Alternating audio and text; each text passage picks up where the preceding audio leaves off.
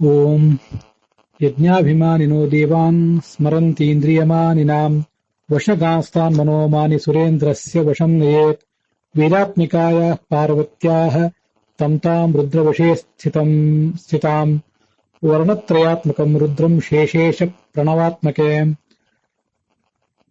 ಬಿಂದುರೂಪ ಸರಸ್ವತ್ಯಾಂ ತಂ ತಾಂ ತಸ್ಯಾಂ ಪುನರ್ನಯೇತ್ ಮೂಲಸ್ಥಾನಾದರೂಪಾಯಾಂ ತಾಂ ವಾ ಯೌತಂ ಜನಾರ್ದನೆ ಪ್ರಕೃತಾವಥವಾ ಪ್ರಾಣಂ ತಾಮೇವ ಪುರುಷೋತ್ತಮೇ. ಶ್ರೀ ಗುರುಭ್ಯೋ ನಮಃ.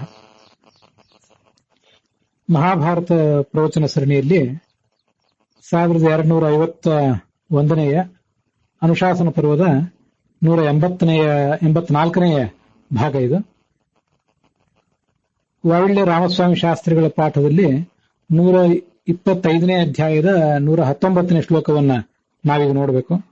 ಟಿ ಆರ್ ಕೃಷ್ಣಾಚಾರ್ಯರ ಪಾಠದಲ್ಲಿ 224ನೇ ಅಧ್ಯಾಯವನ್ನ ನೋಡಬೇಕು. ವೈಷ್ಣವ ಪಾಠದಲ್ಲಿ 208ನೇ ಅಧ್ಯಾಯವನ್ನ ನಾವೀಗ ಶ್ರವಣಕ್ಕೆ ತಂದುಕೋಬೇಕಾಗಿದೆ. ಸ್ವಸ್ತ್ಯಸ್ತು ಸತಾಂ ಅಶೇಷ ಸನ್ಮಂಗಲಾನಿ ಭವಂತು.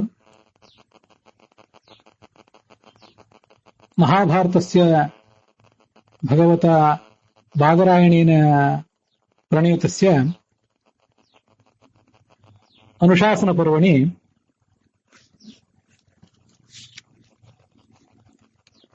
ಅಯಂ ಏಕಶ್ಚನ ಭಾಗಃ. ಯಸ್ಮಿನ್ ಭಾಗೆ ಬಹುಶೋಭಮಾನಯ ಉಮಯ ಹೈಮವತ್ಯ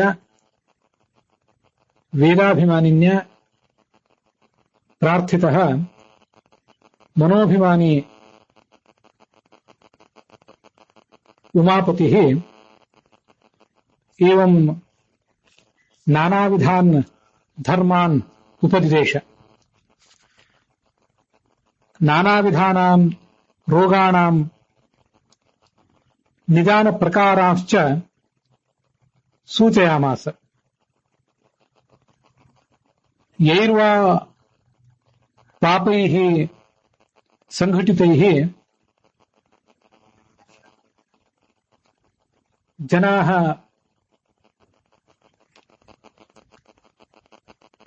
ನಾನಾವಿಧಾಃ ಶಿಕ್ಷಾಃ ಅನುಭವಂತೆ. ನಾನಾವಿಧಾನಿ ಕಷ್ಟಾನಿ ಚ ಅನುಭವಂತೆ. ಇತ್ಯೇತತ್ ಸರ್ವಮಪಿ ಸಹ ಉಮಾಪತಿಃ ಉಮಾಯೈ ಪ್ರದರ್ಶಯಾಮಾಸ.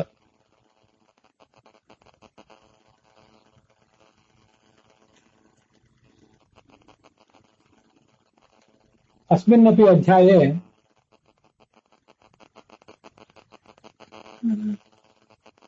कर्मफलभोगस्य वर्णनम् अयं करोति उमापतिः.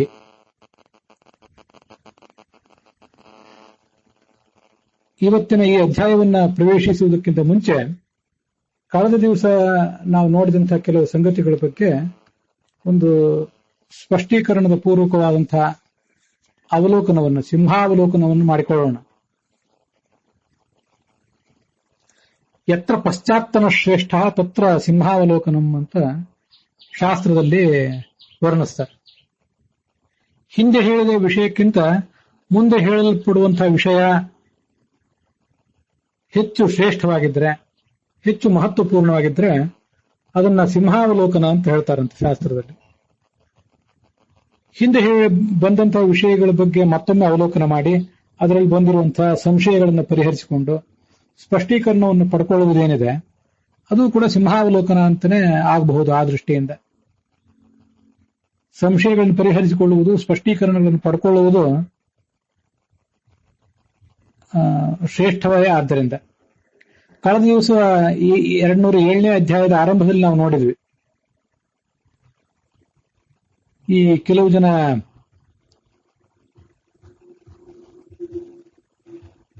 ಸ್ತ್ರೀಯರು ಇಂಥ ದುಷ್ಕೃತ್ಯಗಳನ್ನು ಯಾಕೆ ಮಾಡ್ತಾರೆ ಅಂತನ್ನುವುದನ್ನೆಲ್ಲ ನೋಡಿದ್ವಿ.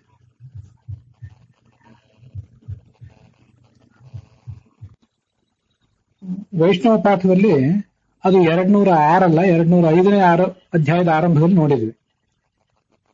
ಕೆಲವರು ನೀಚ ವೃತ್ತಿಯಲ್ಲಿ ನಿರತರಾಗಿರ್ತಾರೆ, ಅನೇಕ ಪುರುಷರು ಬಳಿಗೆ ಹೋಗ್ತಾರೆ. ಇಂಥ ಸ್ವಭಾವ ಅವರಿಗೆ ಬಂದಿರ್ತದಲ್ಲ, ಯಾವ ಕರ್ಮ ವಿಪಾಕದಿಂದ ಅವ್ರು ಈ ತರ ಮಾಡ್ತಾರೆ ಅಂತ ನನಗೆ ಹೇಳು ಅಂತ ಆಕೆ ಕೇಳಿದ್ಲು. ಅದಕ್ಕೆ ಮಹೇಶ್ವರ ಅವ್ರ ಹಿಂದೆ ಬುದ್ಧಿ ಮೋಹದಿಂದ ತಮ್ಮ ತಮ್ಮ ಗಂಡಂದಿರಿಗೆ ವಿರುದ್ಧವಾಗಿ ನಡ್ಕೊಂಡಿರ್ತಾರೆ, ಬೇಕಾಬಿಟ್ಟಿ ವರ್ತಿಸಿರ್ತಾರೆ, ಯಮಲೋಕದಲ್ಲಿ ಶಿಕ್ಷೆಯನ್ನು ಅನುಭವಿಸ್ತಾರೆ.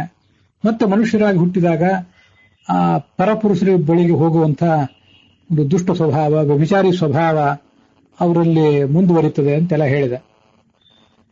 ಅದ್ರ ಮೇಲೆ ಒಬ್ಬರು ಜಿಜ್ಞಾಸುಗಳು ಮಾಡಿದಂತ ಪ್ರಶ್ನಕ್ಕೆ ಹೀಗೆ ನಾವು ಉತ್ತರವನ್ನು ನೋಡಬೇಕು. ಕಳೆದ ಜನ್ಮದಲ್ಲಿ ಅನೇಕ ಪಾಪಗಳನ್ನೇನೋ ಮಾಡಿದ್ದಾರೆ, ವ್ಯಭಿಚಾರ ಮೊದಲಾದವುಗಳನ್ನ, ಗಂಡನಿಗೆ ಪ್ರತಿಕೂಲವಾಗಿ ನಡ್ಕೊಳ್ಳೋದನ್ನ ಮೊದಲಾದನ್ನ.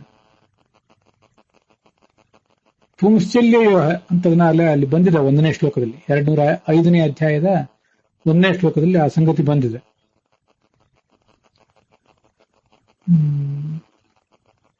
ನೀಚ ವೃತ್ತಿಯಲ್ಲಿರುವ ಸ್ತ್ರೀಯರಂತೆ ಅವರು ಪರಲೋಕದಲ್ಲಿ ಯಮನ ಬಳಿಗೆ ಶಿಕ್ಷೆ ಅನುಭವಿಸ್ತಾರೆ ಅಂತ ಆಯ್ತು. ಶಿಕ್ಷೆ ಅನುಭವಿಸಿದ ಮೇಲೆ ಅವರು ಮಾಡಿದಂಥ ಆ ದುರ್ವರ್ತನ ಅದೆಲ್ಲ ತೊಳೆದು ಹೋಗ್ಬೇಕಲ್ಲ.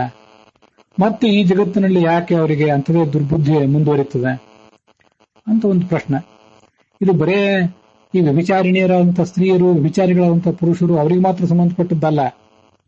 ಬೇರೆ ಯಾವುದೇ ದೋಷವನ್ನ, ತಪ್ಪನ್ನ, ಅಪರಾಧವನ್ನ, ಪಾಪವನ್ನ ನಾವು ಮಾಡಿದಾಗ ಯಮಲೋಕದಲ್ಲಿ ಶಿಕ್ಷೆ ಅನುಭವಿಸಿದ ಮೇಲೂ ಕೂಡ ಕೆಲವರಿಗೆ ಕೆಲವು ಇಲ್ಲಿ ಮುಂದುವರಿತವೆ. ಅದೆಲ್ಲ ಯಾಕೆ ಅನ್ನುವ ಒಂದು ಜಿಜ್ಞಾಸೆನೂ ಬರ್ತದೆ. ಅದಕ್ಕೂ ಕೂಡ ಆ ಎಲ್ಲ ಪ್ರಶ್ನೆಗಳಿಗೂ ಉತ್ತರವನ್ನು ನೋಡಿಕೊಂಡಂತೆಯೇ ಈಗ ಏನದು ಅಂದ್ರೆ, ಒಂದು ಬಾರಿ ಒಬ್ಬ ಮನುಷ್ಯ ಒಂದು ತಪ್ಪು, ಒಂದು ಪಾಪ ಇತ್ಯಾದಿಗಳನ್ನೇನೋ ಮಾಡಿದರೆ ಆ ಪಾಪವನ್ನು ಮಾಡುವಂತ ಒಂದು ಪ್ರವೃತ್ತಿ ಅವನಲ್ಲಿ ನಿಧಾನವಾಗಿ ಬೇರೂರ್ತಾ ಹೋಗ್ತದೆ ಅವನ ಮನಸ್ಸಿನಲ್ಲಿ. ಯಮಲೋಕದಲ್ಲಿ ಒಂದಿಷ್ಟು ಶಿಕ್ಷೆಯನ್ನು ಅನುಭವಿಸ್ತಾನೆ, ಇಲ್ಲ ಅಂತಲ್ಲ.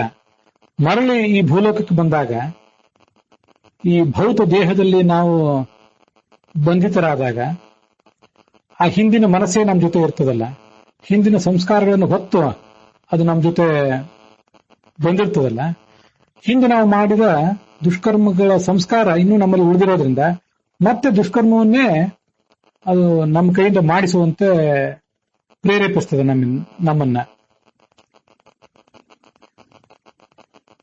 ನಾವು ಹಿಂದೆ ದುಷ್ಕೃತ್ಯವನ್ನು ಮಾಡುವಾಗ ಯಾವ ತೀವ್ರತೆಯಿಂದ ಮಾಡಿದ್ದೆವು, ಬಹಳ ತೀವ್ರತೆಯಿಂದ ಮಾಡಿದ್ರೆ ಅದರ ಸಂಸ್ಕಾರವು ಕೂಡ ಬಹಳ ಬಲವಾಗಿ ಬೇರೂರಿರುತ್ತದೆ.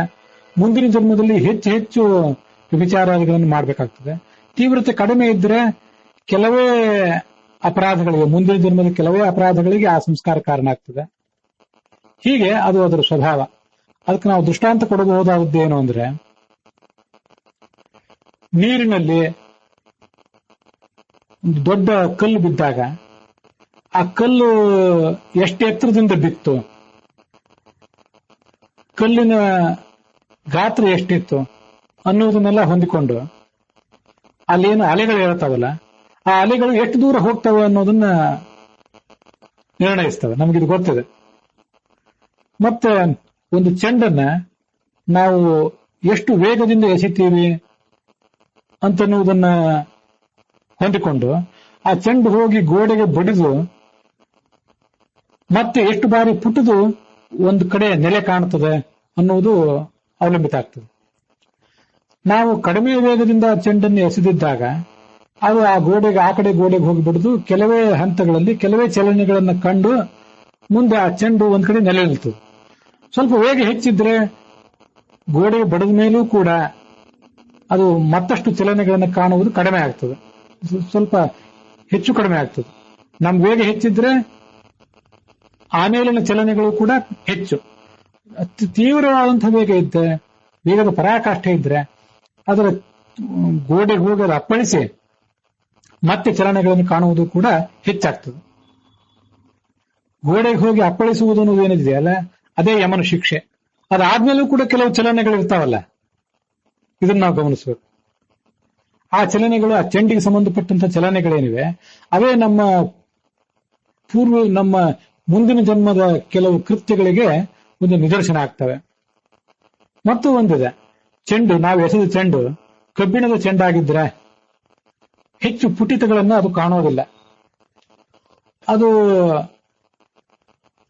ಮರದ್ದು ಅಥವಾ ಕಾರ್ಕಿನ ಚೆಂಡಾಗಿದ್ರೆ ಕಬ್ಬಿಣದ ಚೆಂಡಿಗಿಂತ ಹೆಚ್ಚು ಪುಟಿತಗಳನ್ನು ಕಾಣುತ್ತದೆ. ರಬ್ಬರಿನ ಚೆಂಡಾಗಿದ್ರೆ ಕಾರ್ಕಿನ ಚೆಂಡಿಗಿಂತ, ಕಾರ್ಕ್ ಬಾಲಿಗಿಂತ ಅದು ಹೆಚ್ಚಿನ ಪುಟಿತಗಳನ್ನು ಕಾಣುತ್ತದೆ. ಇದು ನಮ್ಗೆಲ್ಲರಿಗೂ ಅನುಭವ ಸಿದ್ಧವಾದದ್ದು. ಮತ್ತು ಗೋಡೆಗೆ ಹೋಗಿ ಬಡದ ಮೇಲೆಯೂ ಕೂಡ ಕೆಲವು ಚಲನೆಗಳಿವೆ. ಅದು ಆ ಚೆಂಡು ಯಾವ ಗಾತ್ರದ್ದು, ಚೆಂಡು ಯಾವುದರಿಂದ ನಿರ್ಮಿತವಾದದ್ದು, ಯಾವ ವೇಗದಿಂದ ಅದನ್ನ ಗೋಡೆ ಕಡೆಗೆ ಎಸೆದಿದ್ದ ವ್ಯಕ್ತಿ ಅನ್ನುವುದೆಲ್ಲ ಅಲ್ಲಿ ನಿರ್ಣಾಯಕವಾದಂತಹ ಅಂಶ ಆಗ್ತದೆ. ಅದರಂತೆ ಒಬ್ಬ ತಪ್ಪು ಮಾಡುವುದು ಅನ್ನೋದಿದೆಯಲ್ಲ, ಒಂದು ಸ್ತ್ರೀ ಆಗಲಿ ಒಂದು ಪುರುಷ ಆಗಲಿ ತಪ್ಪು ಮಾಡುವುದು ಅನ್ನೋದು ಏನಿದೆಯಲ್ಲ, ಆ ತಪ್ಪು ಮಾಡಿರುವಂತಹ ವ್ಯಕ್ತಿಯ, ಸ್ತ್ರೀ ಅಥವಾ ಪುರುಷ ಮೂಲತಃ ತಾಮಸನೋ ರಾಜಸನೋ ಸಾತ್ವಿಕನೋ ಅನ್ನುವುದೆಲ್ಲ ಇಲ್ಲಿ ನಿರ್ಣಾಯಕ ಪಾತ್ರ ವಹಿಸ್ತದೆ. ಮುಂದಿನ ಜನ್ಮದಲ್ಲಿ ಅವರು ಪಾಪ ಮಾಡುವುದು ಅನ್ನೋದು ಏನಿದೆಯಲ್ಲ, ಮತ್ತೆ ಪಾಪ ಮಾಡುವುದು ಅನ್ನುವುದು ಸಾತ್ವಿಕರಿಗೆ ಕಡಿಮೆ ಆದಿತ್ತು, ರಾಜಸರಿಗೆ ಸ್ವಲ್ಪ ಹೆಚ್ಚಾದೀತು, ತಾಮಸರಿಗೆ ಮತ್ತೂ ಹೆಚ್ಚಾದೀತು. ಕೆಲವು ಬಾರಿ ಸಾತ್ವಿಕರಿಗೂ ಕೂಡ ಹೆಚ್ಚೇ ಆದೀತು ಪ್ರಾರಬ್ಧ ಕರ್ಮವಿದ್ದಾಗ. ಆ ಕರ್ಮ ಎಂಥದ್ದು ಅನ್ನೋದನ್ನು ಹೊಂದಿಕೊಂಡು, ಯಾಕೆಂದ್ರೆ ಅನೇಕ ಬಾರಿ ವ್ಯಕ್ತಿ, ದೇಶ, ಕಾಲ, ವಸ್ತು ಇದೆಲ್ಲವೂ ಕೂಡ ಅಲ್ಲಿ ನಿರ್ಣಾಯಕ ಪಾತ್ರ ವಹಿಸ್ತದೆ. ನಮ್ಗಿದೆಲ್ಲ ಗೊತ್ತಿದ್ದೇ ಇದೆ. ಅದರಂತೆ ವ್ಯಕ್ತಿ ಎಂಥವನು, ಅವನು ಮಾಡಿದ ಕರ್ಮ ಎಂಥದ್ದು, ಅವನಿಗೆ ಪ್ರೇರಿಸುವುದವರು ಎಂಥವರು, ಇದೆಲ್ಲವನ್ನೂ ಗಮನಿಸಿ ಆ ದುಷ್ಕೃತ್ಯದ ಒಂದು ಸಂಸ್ಕಾರ ಅದು ಎಷ್ಟು ಆಳವಾಗಿ ಅವನಲ್ಲಿ ಬೇರೂರಿತ್ತು ಅನ್ನುವುದನ್ನು ಹೊಂದಿಕೊಂಡು ಮುಂದೆ ಆತ ಮತ್ತಿನ ಜನ್ಮದಲ್ಲೂ ಕೂಡ ಅದನ್ನೆಲ್ಲ ಮಾಡುವುದನ್ನ ರೂಢಿಸ್ಕೋತಾನೆ. ಮಾಡ್ಲಿಕ್ಕೆ ಆ ಸಂಸ್ಕಾರ ಅವನನ್ನ ಪ್ರೇರಿಸ್ತದೆ, ಅವನು ಬೆನ್ನು ಬಿಡೋದಿಲ್ಲ. ಅದು ಇದು ಕೇವಲ ದುಷ್ಕೃತ್ಯಗಳಿಗೆ ಮಾತ್ರ ಮೀಸಲಲ್ಲ, ಸತ್ಕೃತ್ಯಗಳಿಗೂ ಇದು ಮೀಸಲೆ. ದುಷ್ಕೃತ್ಯಗಳಲ್ಲಿ ಕೇವಲ ವಿಚಾರಕ್ಕೆ ಮೀಸಲಲ್ಲ, ಕೇವಲ ಒಂದು ಭ್ರಷ್ಟಾಚಾರಕ್ಕೆ, ಕರಪ್ಷನ್ಗೆ ಮೀಸಲಲ್ಲ, ಸುಳ್ಳು, ಕೊಲೆ ಎಲ್ಲದಕ್ಕೂ ಕೂಡ ಇದು ಮೀಸಲೆ. ಆದ್ರಿಂದ ಧರ್ಮ ಅದು ಸಣ್ಣದೇ ಇರಲಿ ದೊಡ್ಡದೇ ಇರಲಿ, ಒಂದು ಬಾರಿ ಅದನ್ನು ಮಾಡಿದ್ರೆ ಆ ಧರ್ಮವನ್ನು ಮಾಡುವ ಪ್ರವೃತ್ತಿ ಮತ್ತೆ ಮುಂದುವರಿತದೆ. ಹಾಗೇನೆ ಅಧರ್ಮವನ್ನು ಮಾಡುವ ಪ್ರವೃತ್ತಿಯು ಕೂಡ ಹಾಗೆ ಮುಂದುವರಿತದೆ. ಇದನ್ನು ನಾವು ಗಮನಿಸಬೇಕು. ಅನೇಕ ಕಡೆ ಎಷ್ಟು ಸಹಜವಾಗಿ ಕೊಲೆ, ಸುಲಿಗೆ ಇತ್ಯಾದಿಗಳನ್ನ ಕೆಲವು ಜನರು ಮಾಡ್ತಾ ಇರ್ತಾರೆ. ಮೊದಲನೇ ಕೊಲೆಯನ್ನು ಮಾಡಿದಾಗ, ಮೊದಲನೇ ಬಾರಿ ತನ್ನ ಕೈಯಿಂದ ರಕ್ತಪಾತ ಆದಾಗ ಮನುಷ್ಯನ ಮನಸ್ಸಿನಲ್ಲಿ ಎಷ್ಟು ತಲ್ಲಣಗಳು ಎದ್ದಿರಬಹುದು. ಆದ್ರೆ ಕೊನೆಗೆ ಆ ರಕ್ತಪಾತ ಅಂತ ಅನ್ನೋದು ಅವನಿಗೆ ಅಭ್ಯಸ್ತವಾಗಿ ಹೋಗ್ತದೆ. ಇಂತಹ ಕೊಲೆ, ಸುಲಿಗೆ ಇತ್ಯಾದಿಗಳಿಗೆ ಅವನ ಮನಸ್ಸು, ದೇಹ ಇದೆಲ್ಲ ಹೊಂದಿಕೊಂಡು ಅದನ್ನು ಮಾಡುವುದನ್ನೇ ಮುಂದುವರಿಸಿ ಬಿಡ್ತಾನೆ. ಒಂದು ಹಂತದವರೆಗೆ ಆತ ಸಜ್ಜನನಾಗಿದ್ರೆ ಮುಂದೆ ಅದು ಕ್ಷೀಣಿಸ್ತದೆ, ದುರ್ಜನನಾಗಿದ್ರೆ ಅದು ಮುಂದುವರಿತದೆ. ಇದು ಅದರ ತಾತ್ಪರ್ಯ. ಅದಕ್ಕಾಗಿಯೇ ಯಾರು ತಾಮಸರಾಗಿದ್ದಾರಲ್ಲ, ತಾಮಸರಾದವರು ಎಂದೂ ಕೂಡ ತಮ್ಮನ್ನು ತಾವು ತಿದ್ದುಕೊಳ್ಳೋದಿಲ್ಲ. ನಾಳೆ ಅವರು ಅಂಧನ್ ತಮಸ್ಸಿಗೆ ಹೋದ್ರೂ ಕೂಡ ಮಾಂ ಅಪ್ರಾಪ್ಯೇವ ಕೌಂತೆಯ ತಥೋ ಯಾಂತ್ಯರಮಾಂ ಗತಿಂ ಅಂತ ಭಗವದ್ಗೀತಾದಲ್ಲಿ ನನ್ನನ್ನೆಂದೂ ತಲುಪದೆ ತಾಮಸ ಗತಿಗೆ ಹೋಗ್ತಾರೆ ಈ ಜನ ಕೆಲವರು ಅಂತೇನು ಕೃಷ್ಣ ಹೇಳ್ತಾನಲ್ಲ, ಆ ತರ ಹೋಗಿಯೂ ಕೂಡ ಅವರಿಗೆ ತಮ್ಮ ಸ್ವಭಾವ ಅವರನ್ನು ಬಿಡುವುದಿಲ್ಲ. ಆದ್ರಿಂದ ಸ್ವಭಾವ, ಹಿಂದಿನ ಸಂಸ್ಕಾರ ಯಾವುದು ಕೂಡ ಅವರನ್ನ ಯಾವತ್ತೂ ಹಿಂಬಾಲಿಸೇ ಇರ್ತದೆ. ಆದ್ರಿಂದ ಅಲ್ಲಿಯೂ ಕೂಡ ಅವರಿಗೆ ಸದ್ಬುದ್ಧಿ ಅಂತ ಅನ್ನೋದು ಬರೋದಿಲ್ಲ. ಭಗವಂತನ ಮೇಲೆ, ಭಾಗವತರ ಮೇಲೆ ದ್ವೇಷ, ದುರ್ಬುದ್ಧಿ, ಅಜ್ಞಾನ ಇತ್ಯಾದಿ ಎಲ್ಲವೂ ಕೂಡ ಅವರಲ್ಲಿ ಮುಂದುವರೆದೇ ಇರ್ತದೆ. ಇದಕ್ಕೆಲ್ಲವೂ ಇದೇ ಕಾರಣ. ಸಜ್ಜನರಾದವರು ಕೆಲವು ಅಪರಾಧಗಳನ್ನು ಮಾಡಿದ್ರು ಕೂಡ ಅವರು ವಿಚಾರ ಮಾಡ್ತಾರೆ. ಸಜ್ಜನರು ಅನಾಚಾರಗಳನ್ನು ಮಾಡ್ಯಾರು, ತಪ್ಪಾಗಿ ಯಾರ್ದು ಕೊಲೆಯನ್ನೂ ಮಾಡ್ಯಾರು, ಎಲ್ಲಾ ತರದ ಅಧರ್ಮಗಳು ಆಗಿ ಹೋಗ್ತವೆ. ಇದನ್ನ ಬಹಳಷ್ಟು ಒಂದು ಸೂಕ್ಷ್ಮವಾಗಿ ನಾವು ಅವಲೋಕನ ಮಾಡ್ಕೋಬೇಕು. ಸರಿಸುಮಾರು 195 ಕೋಟಿ ವರ್ಷಗಳಾಗಿವೆ ಈ ಸೃಷ್ಟಿ ಪ್ರಾರಂಭವಾಗಿ. ಇದನ್ನು ಹೇಳ್ತಿರುವಂತಹ ನಾನು, ಕೇಳ್ತಿರುವಂತಹ ನೀವು, ಹೇಳದೇ ಇರುವಂತಹ ಮತ್ತೆಷ್ಟೋ ಜನ, ಕೇಳದೇ ಇರುವಂತಹ ಮತ್ತೆಷ್ಟೋ ಜನ, ಇವರೆಲ್ಲ ನಾವು ಅನೇಕ ಜನ್ಮಗಳನ್ನು ತಾಳಿಯಾಗಿದೆ. ಆ ಅನೇಕ ಜನ್ಮಗಳಲ್ಲಿ ಎಷ್ಟು ತರದ ಪಾಪಗಳನ್ನು ಮಾಡಿದ್ದೆವು, ಎಷ್ಟು ತರದ ಪುಣ್ಯಗಳನ್ನು ಮಾಡಿದ್ದೆವು ನಮಗ್ ಗೊತ್ತಿಲ್ಲ. ಅಂತೂ ಸಂಸ್ಕಾರ ನಮ್ಮನ್ನೆಲ್ಲ ಆಳ್ತಾ ಇದೆ. ಇವತ್ತು ದೊಡ್ಡ ಸಾಧು ಸಜ್ಜನರಂತೆ, ಯಾವುದೇ ತಪ್ಪನ್ನು ಮಾಡದ ಆದರ್ಶ ಪುರುಷರಂತೆ ನಾವು ಜಗತ್ತಿಗೆ ಕಾಣ್ತಾ ಇದ್ದೇವೆ ಅಥವಾ ಕಾಣಿಸ್ಕೊಳ್ಳುವ ಪ್ರಯತ್ನ ಮಾಡ್ತಾ ಇದ್ದೇವೆ. ಆದ್ರೆ ಇಷ್ಟು 195 ಕೋಟಿ ವರ್ಷಗಳಾಗಿವೆ. ಸೃಷ್ಟ್ಯಾದಿ ಗತಾಬ್ದಾಹ, ಸೃಷ್ಟಿ ಆರಂಭದಿಂದ ಇಲ್ಲಿವರೆಗೆ ಆಗಿ ಹೋದಂತಹ ವರ್ಷಗಳು. ಎಷ್ಟೋ ಬಾರಿ ಭೂಲೋಕದಲ್ಲಿ ಜನಿಸಿದ್ದೆವು, ಮತ್ತೆಷ್ಟೋ ಬಾರಿ ಯಮನ ಕೈಯಿಂದ ದಂಡವನ್ನು ಅನುಭವಿಸಿದ್ದೇವೆ. ಆದರೂ ಕೂಡ ಪಾಪವನ್ನು ಮಾಡುವ ಪ್ರವೃತ್ತಿ ನಮಗೆ ಇನ್ನೂ ಇದ್ದೇ ಇದೆ. ಇನ್ನೂ ವಿಚಾರವನ್ನು ಮಾಡ್ತಾನೆ ಇದ್ದೇವೆ, ಸುಳ್ಳು ಹೇಳ್ತಾನೆ ಇದ್ದೇವೆ, ಆರ್ಥಿಕ ಅಪರಾಧಗಳನ್ನು ಮಾಡ್ತಾನೆ ಇದ್ದೇವೆ, ಧರ್ಮದ ಕಡೆಗೆ ನಮ್ಮ ಮನಸ್ಸು ಹೋಗ್ತಾನೆ ಇಲ್ಲ. ಅದೆಲ್ಲದಕ್ಕೂ ಕೂಡ ನಾವು ಮಾಡಿದಂತಹ ಸಂಸ್ಕಾರಗಳೇ, ನಾವು ಪಡ್ಕೊಂಡಂತಹ ಸಂಸ್ಕಾರಗಳೇ ಕಾರಣ. ಕಲಿಯುಗ ಅನ್ನೋದೊಂದು ಕಾರಣ, ನಮ್ಮ ವ್ಯಕ್ತಿಯ ಸ್ವಭಾವ ಒಂದು ಕಾರಣ, ನಮ್ಮ ಪರಿಸರ ಒಂದು ಕಾರಣ, ನಮಗೆ ಯಾವ ಜೀನ್ಸ್ಗಳು ನಮ್ಮನ್ನು ಕಂಟ್ರೋಲ್ ಮಾಡ್ತಾ ಇವೆ ಅದು ಒಂದು ಕಾರಣ ಆಗ್ತದೆ. ಇಷ್ಟೆಲ್ಲ ನಮ್ಮಲ್ಲೂ ಇವೆ. ತೀರಾ ಸಾತ್ವಿಕರು ಅಂತ ಕರ್ಸ್ಕೊಂಡವರಲ್ಲೂ ಕೂಡ ಎಲ್ಲಾ ತರದ ಅಪರಾಧಗಳನ್ನು ಕೂಡ ಮಾಡಿ ಕೊನೆಗೊಂದು ಬಾರಿ ಶುದ್ಧೀಕರಣ ಹೊಂದುವಂತ ಅವಕಾಶ ಅವರಿಗೆ ಬಂದಿರ್ತದೆ. ಯಾವ ಅಪರಾಧವನ್ನು ಮಾಡದೆ, ಏನನ್ನೂ ತಪ್ಪೇ ಮಾಡದೆ ಅವ್ರು ಯಾರು ಇರೋದಿಲ್ಲ. ಅನೇಕ ಜನ ಋಷಿ ಮುನಿಗಳು ಮೊದಲಾದವರೆಲ್ಲ ಎಲ್ಲರಲ್ಲೂ ಕೂಡ ಇಂಥ ಒಂದು ಪ್ರವೃತ್ತಿ ಅಂತ ಅನ್ನೋದು ಕಂಡೇ ಇರ್ತದೆ. ಶಾಸ್ತ್ರ ಅದನ್ನೆಲ್ಲ ಹೇಳಿದೆ. ಅಂತೂ ಪ್ರಾರಬ್ಧ ಕರ್ಮದಿಂದ ಇಂಥದೆಲ್ಲ ಘಟಿಸ್ತದೆ. ಅವರಿಂದ ಋಷಿತ್ವಕ್ಕೆ, ಮುನಿತ್ವಕ್ಕೆ, ದೇವತ್ವಕ್ಕೆ ಏರಿದ ಮೇಲೆ ಕೂಡ ಅಂತ ಕೇಳ್ತೇವೆ ನಾವು. ಪ್ರಾರಬ್ಧ ಕರ್ಮ, ಅದರಿಂದ ಬರುವಂತ ಸಂಸ್ಕಾರ ಅಷ್ಟು ಪ್ರಬಲವಾದದ್ದು ಅಂತ ಹೇಳ್ತಾರೆ. ಆ ಥರ ಇದು ನರಕಕ್ಕೆ ಹೋಗಿ ಅಲ್ಲಿ ಶಿಕ್ಷೆಯನ್ನು ಅನುಭವಿಸಿಯೂ ಮತ್ತೆ ಇಲ್ಲಿ ಯಾಕೆ ಆ ಥರ ಮಾಡ್ತಾರೆ ಅಂದ್ರೆ, ಇನ್ನೂ ಆ ಸಂಸ್ಕಾರ ಅವರಲ್ಲಿ ಉಳಿದಿರೋದ್ರಿಂದ ಆ ಥರ ಮಾಡ್ತಾರೆ ಅಂತ ಅರ್ಥ. ಆದ್ರಿಂದಲೇ ಸತ್ಕರ್ಮ, ಇದನ್ನ ನಾವು ತುಂಬಾ ಆಲೋಚನೆ ಮಾಡಿ ಸತ್ಕರ್ಮಗಳನ್ನು ಮಾಡುವುದನ್ನ, ಧರ್ಮ ಮಾಡುವುದನ್ನ ಕೈ ಬಿಡಬಾರದು. ಒಂದ್ ದಿವಸ ಆಲೋಚನೆ ಮಾಡಿ, ಯಾವ ದಿವಸ ಇಷ್ಟು ಓದಬೇಕು, ಓದಿ ಆ ಬಳಿಕ ಇವತ್ತಿನ ದಿವಸವನ್ನು ಮುಗಿಸ್ಬೇಕು ಅಂತ ನಾವು ಆಲೋಚನೆ ಮಾಡಿದ್ದಾಗ ಒಂದು 106 ದಿವಸ, ಎಷ್ಟು ದಿವಸ ಸತತವಾಗಿ ಓದ್ತಾ ಹೋಗ್ತೇವೋ ಆ ಓದುವ ಪ್ರವೃತ್ತಿ ಬೆಳೀತಾ ಹೋಗ್ತದೆ. ಯಾವತ್ತೋ ಒಂದ್ ದಿವಸ ಓದ್ದೆ ಹೋದ್ರೆ ಚಟಪಡಿಸಿ ಆಗುವಂತ ಆಗ್ತದೆ. ಇವತ್ತು ಓದ್ಲಿಲ್ಲ ಅಂತ. ಹಾಗೆ ಯಾವುದೇ ಧರ್ಮ ಕಾರ್ಯವನ್ನು ಮಾಡ್ತಾ ಹೋಗ್ತಾ ಇದ್ದವರಿಗೆ ಅದನ್ನ ಯಾವತ್ತಾಗ ಒಂದು ದಿವಸ ಕೈ ಬಿಡುವ ಪ್ರಸಂಗ ಬಂದ್ರೆ, ಅನಾರೋಗ್ಯವೋ ಮತ್ತಾವುದೋ ಕಾರಣದಿಂದ ಕೈ ಬಿಡುವ ಪ್ರಸಂಗ ಬಂದಾಗ ಮನಸ್ಸು ದುಃಖಿತ ಆಗ್ತದೆ. ಅದು ಎಷ್ಟು ದೀರ್ಘಕಾಲ ಆಗಿರ್ತದೋ ಅಷ್ಟು ಅದರ ಸಂಸ್ಕಾರ ಹೆಚ್ಚಾಗ್ತದೆ. ಏನೋ ಅಲ್ಪ ಸ್ವಲ್ಪ ಓದಿದವರಿಗೆ ಮತ್ತೊಂದು ದಿವಸ ಓದ್ಲಿಕ್ಕೆ ಸಾಧ್ಯ ಆಗದೆ ಹೋದಾಗ ಅವ್ರಿಗೇನು ಮನಸ್ಸಿಗೆ ಚಿಂತೆನೂ ಆಗೋದಿಲ್ಲ. ದೀರ್ಘಕಾಲ ಓದುವ ಅಭ್ಯಾಸ ಎಷ್ಟೆಷ್ಟು ಮುಂದುವರೆದಿರ್ತದೋ ಒಂದ್ ದಿವಸ ತಪ್ಪಿ ಹೋದಾಗ ಅಷ್ಟು ತೊಂದರೆ ಆಗ್ತದೆ. ಕೆಲವು ಕಡೆ ಇದೂ ನಮಗೆ ಕಂಡಿರ್ತದೆ. ಕೆಲವು ದೈಹಿಕವಾದಂತಹ ಅಭ್ಯಾಸಗಳು, ವ್ಯಾಯಾಮ ಇತ್ಯಾದಿಗಳನ್ನ ಕೆಲವು ದಿವಸ ನಾವು ಕೈ ಬಿಟ್ರೆ ಅನಾರೋಗ್ಯ ಇತ್ಯಾದಿಗಳಿಂದ, ಅದರ ಮಾರನೇ ದಿವಸ ಯಾವತ್ತು ನಾವು ಅನಾರೋಗ್ಯ ಮುಗಿದ ಬಳಿಕ ಕೂಡ ಅದನ್ನು ಪ್ರಾರಂಭ ಮಾಡಬೇಕು ಅಂತ ಹೋದಾಗ ನಮ್ಮ ಶರೀರ ಒಮ್ಮೆಲೆ ನಮಗೆ ಸಾಥ್ ಕೊಡೋದಿಲ್ಲ. ಅಷ್ಟು ದಿವಸ ನಮ್ಮ ಶರೀರ ಜಡವಾಗಿ ಬಿದ್ದಿದ್ರ ಪರಿಣಾಮವಾಗಿ ಒಮ್ಮೆಲೆ ಇನ್ನೊಂದ್ 2 ದಿವಸ ಹೋಗ್ಲಿ ಅನಿಸುವಂತಾಗ್ತದೆ. ಇದು ಕೇವಲ ವ್ಯಾಯಾಮಕ್ಕಲ್ಲ, ದೈಹಿಕ ವ್ಯಾಯಾಮಕ್ಕಲ್ಲ, ಬೌದ್ಧಿಕ ವ್ಯಾಯಾಮಕ್ಕೂ ಹೀಗೇನೆ. ಕೆಲವು ಒಂದು 100 ವರ್ಷ ನಿತ್ಯ ಸಂಧ್ಯಾವಂದನೆ ಮಾಡ್ತಾ ಇದ್ದವನು ಅಥವಾ ನಿತ್ಯ ಯಾವ್ದನ್ನಾದ್ರೂ ಓದ್ತಾ ಇದ್ದವನು ಕೊನೆಗೆ ಒಂದ್ ದಿವಸ ಕೈ ಬಿಟ್ರೆ, ಆ ಕೈ ಬಿಟ್ಟದ್ದೇ ಒಂದು 10-20 ದಿವಸ ಹೋದ್ರೆ ಇನ್ನೊಂದ್ 2 ದಿವಸ ಆಗ್ಲಿ ಆಮೇಲೆ ಪ್ರಾರಂಭ ಮಾಡೋಣ ಅಂತ ಕಾಣಿಸ್ತದೆ. ಇದೆಲ್ಲ ಮನುಷ್ಯ ಸ್ವಭಾವ. ಅದಕ್ಕಾಗಿ ಅಧ್ಯಾತ್ಮ ಜ್ಞಾನ ನಿತ್ಯತ್ವ ಅಂತ ಭಗವದ್ಗೀತಾದಲ್ಲಿ ಹೇಳೋದು. ನಿತ್ಯದಲ್ಲಿಯೂ ಕೂಡ ಆ ಅಧ್ಯಾತ್ಮದ ಬಗ್ಗೆ ನಮ್ದೊಂದು ತುಳಿತ ಏನಿರ್ತದೆ ಅದು ಯಾವತ್ತೂ ಕಡಿಮೆ ಆಗದೆ ಇರುವಂತೆ ನೋಡ್ಕೊಳ್ಬೇಕು. ಇದೊಂದು ಕಟ್ಟಿಗೆ ಒಲೆ ಇದ್ದಂತೆ ಇದು. ಈ ನಮ್ಮ ಧಾರ್ಮಿಕ ಸ್ವಭಾವ ಇದೆಲ್ಲವೂ ಕೂಡ ಕಟ್ಟಿಗೆ ಒಲೆಯನ್ನ ಮೇಲಿನ ಮೇಲೆ ಕಟ್ಟಿಗೆಯನ್ನು ಚಾಚಿ ಅಲ್ಲಿ ಸ್ವಲ್ಪ ಊದಿ ಅಲ್ಲಿರುವಂತ ಬೂದಿಯನ್ನೆಲ್ಲ ಸರಿಪಡಿಸಿ ಮತ್ತೆ ಆ ಕಟ್ಟಿಗೆಗೆ ಉರಿಲಿಕ್ಕೆ ಅವಕಾಶ ಮಾಡಿಕೊಡ್ಬೇಕು. ಮೇಲಿನ ಮೇಲೆ ಅದನ್ನು ಮಾಡ್ತಾನೆ ಇರಬೇಕು. ಸ್ವಲ್ಪ ಅದ್ರ ಬಗ್ಗೆ ಅವಗಣನೆ ಆದರೂ ಕೂಡ ಅದು ಹಾಳಾಗಿ ಹೋಗ್ತದೆ.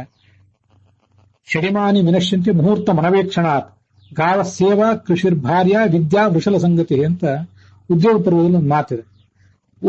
ಒಂದು ಮುಹೂರ್ತ, ಒಂದೇ ಕ್ಷಣ ಅದನ್ನು ಅವಗಣನೆ ಮಾಡಿದ್ರು ಈ 6 ಸಂಗತಿಗಳು ನಮ್ ಕೈ ಬಿಡ್ತವೆ ಅಂತ. ಯಾವುವು ಅಂತಂದ್ರೆ ಗಾವಹ ಗೋವುಗಳು, ಸೇವಾ ಒಂದ್ ಯಾವುದೋ ಸರ್ವೀಸು, ಕೃಷಿ ಭಾರ್ಯ ಅಂದ್ರೆ ಹೆಂಡತಿ, ವಿದ್ಯಾ ಕುಶಲ ಸಂಗತಿ ಅಂದ್ರೆ ಆಳು ಕಾಳುಗಳು. ನಮ್ಗೆ ಓದೋದ್ರ ಬಗ್ಗೆ ನಾನು ಈಗ ವಿವರಣೆ ಕೊಡ್ಲಿಕ್ಕೆ ಹೊರಟಿಲ್ಲ, ಅದಕ್ಕಿಂತ ಸಂದರ್ಭ ಅಲ್ಲ. ಅಲ್ಲಿ ವಿದ್ಯಾ ಅಂತ ಒಂದು ಶಬ್ದ ಇದೆ 5ನೇದ್ದಾಗಿ.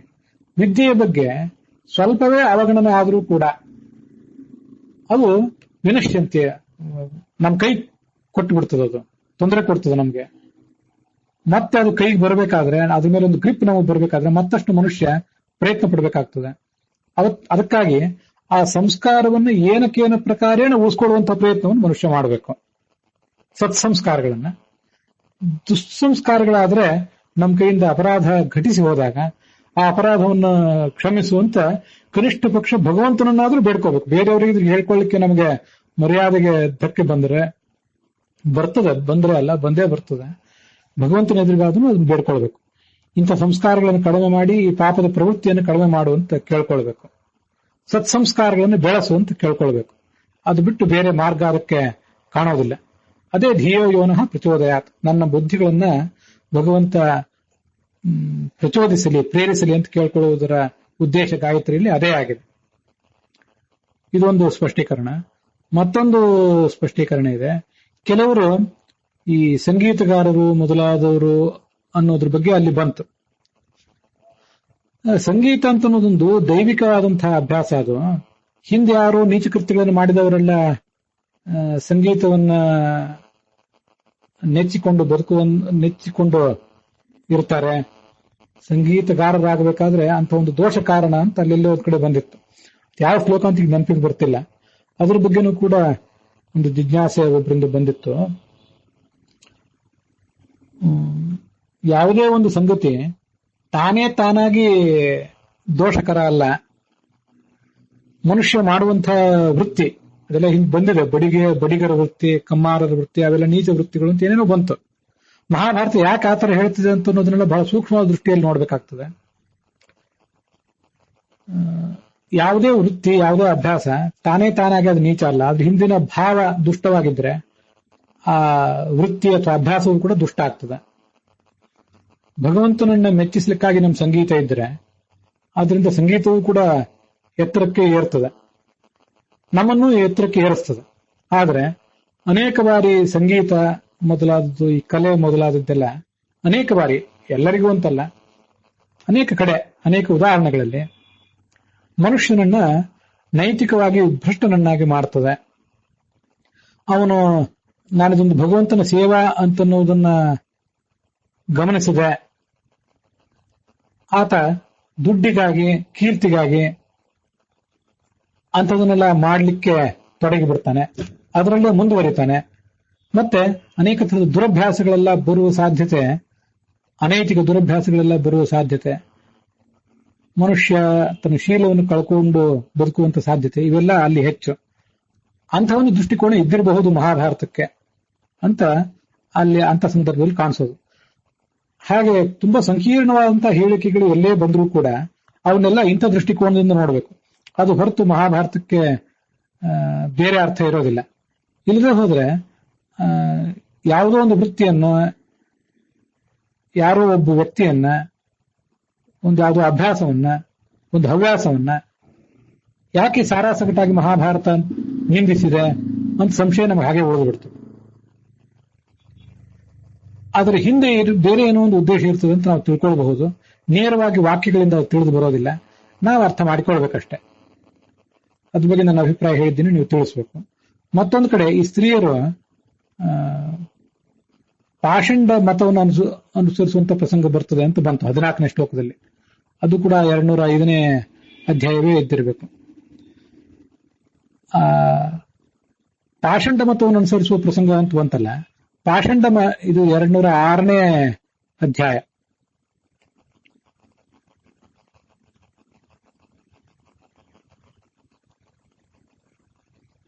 ಯಾಕೆ ಪಾಷಂಡ ಮತವನ್ನು ಅನುಸರಿಸುವ ಪ್ರಸಂಗ? ಪಾಷಂಡ ಮತವನ್ನು ಅನುಸರಿಸುವುದು ಅಂದ್ರೆ ಏನು? ಪಾಷಂಡ ಮತಗಳು ಅಂದ್ರೆ ನಮ್ಗೆ ಗೊತ್ತಿರುವಂತೆ ಅವೈದಿಕ ಮತಗಳು. ಅವೈದಿಕ ಮತಗಳನ್ನು ಅನುಸರಿಸುವಂತಹ ಪ್ರಸಂಗ ಬರ್ತದೆ ಅಂತ ಅಲ್ಲಿ ಹೇಳಿದಂತೆ ಕಾಣಿಸ್ತದೆ. ಅದು ಕೇವಲ ಅವೈದಿಕ ಮತಗಳನ್ನ ಅನುಸರಿಸಿ ನಮ್ಮ ಸಂಸ್ಕೃತಿ ನಮ್ಮ ಧರ್ಮ ಇದನ್ನೆಲ್ಲ ಬಿಟ್ಟು ಬಿಡುವ ಪ್ರಸಂಗ ಬರ್ತದೆ ಅಂತ ಅಷ್ಟು ಮಾತ್ರ ಅಲ್ಲ, ಅರ್ಥ ಅಲ್ಲ. ಅಲ್ಲಿ ಬಂದಿರುವ ಪಾಷಂಡ ಅನ್ನೋ ಶಬ್ದ ಸ್ವೇಚ್ಛಾಚಾರದ ಜೀವನ, ಸ್ವೇಚ್ಛಾಚಾರದ ವರ್ತನೆ, ಅದಕ್ಕೆ ಆ ಪಾಷಂಡ ಮತ ಅಂತ ಅಲ್ಲಿ ಅರ್ಥ ಮಾಡ್ಕೋಬೇಕು. ಪಾಷಂಡ ಧರ್ಮ, ಧರ್ಮ ಅಂದ್ರೆ ಅಲ್ಲಿ ರಿಲಿಜಿಯನ್ ಅಲ್ಲ, ನಿರ್ದಿಷ್ಟವಾಗಿ ಅದು ಯಾವುದೇ ರಿಲಿಜಿಯನ್ ಅಥವಾ ಕಲ್ಟ್ ಅಲ್ಲ, ಅದು ಅಲ್ಲಿ ಹೇಳಿರೋದು. ಧರ್ಮ ಅಂದ್ರೆ ಒಂದು ಸ್ವಭಾವ ಅಂತ ಅರ್ಥ. ಇದು ಸಂಸ್ಕೃತದಲ್ಲಿ ಮಾತ್ರ ಸಾಧ್ಯ. ಇಂಗ್ಲಿಷ್ನಲ್ಲಿ ರಿಲಿಜಿಯನ್ ಅಂದ್ರೆ ರಿಲಿಜಿಯನ್ನೇ ಅದು, ಕಲ್ಟ್ ಅಂದ್ರೆ ಕಲ್ಟೆ. ರಿಲಿಜಿಯನ್ ಅಂತಂದ್ರೆ ನೇಚರ್, ಒಬ್ಬ ವ್ಯಕ್ತಿಯ ಸ್ವಭಾವ, ಒಬ್ಬ ವ್ಯಕ್ತಿಯ ಪ್ರಾಪರ್ಟಿ, ಗುಣಲಕ್ಷಣ ಅಂತ ಅರ್ಥ ಬರೋದಿಲ್ಲ ಅದಕ್ಕೆ ರಿಲಿಜಿಯನ್ ಅಂತ ಅನ್ನೋದಕ್ಕೆ. ಆಗ ಸಂಸ್ಕೃತದಲ್ಲಿ ಪಾಷಂಡಂ ಧರ್ಮ ಮಾಷ್ಟಿತಾಹ ಅಂತಿದೆಯಲ್ಲ, ಒಂದು ಸ್ವೇಚ್ಛಾಚಾರದ ಸ್ವಭಾವವನ್ನ ಅನುಸರಿಸಿ ಆ ಸ್ತ್ರೀಯರು ಬೇಕಾಬಿಟ್ಟಿಯಾಗಿ ಓಡಾಡ್ತಾ ಕಾಲ ಕಳೀತಾರೆ, ಅದು ಅನೈತಿಕವಾದಂತಹ ವರ್ತನೆಗಳನ್ನ ರೂಢಿಸ್ಕೋತಾರೆ ಅನ್ನೋದಕ್ಕೆ ಆ ಪಾಷಂಡ ಧರ್ಮ ಅಂತ ವ್ಯಾಸರು ಪ್ರಯೋಗ ಮಾಡಿದ್ದಿರಬೇಕು ಅಂತ ಹೀಗೆ ನನಗೆ ಅದ್ರ ಬಗ್ಗೆ ಅನಿಸೋದು. ಸಂಗೀತಗಾರರಾಗಿ ಅಂತ ಬಂದ ಮಾತೇನಿದೆ ಅದು ಇದು 206ನೇ ಅಧ್ಯಾಯದಲ್ಲಿ 17ನೇ ಶ್ಲೋಕ.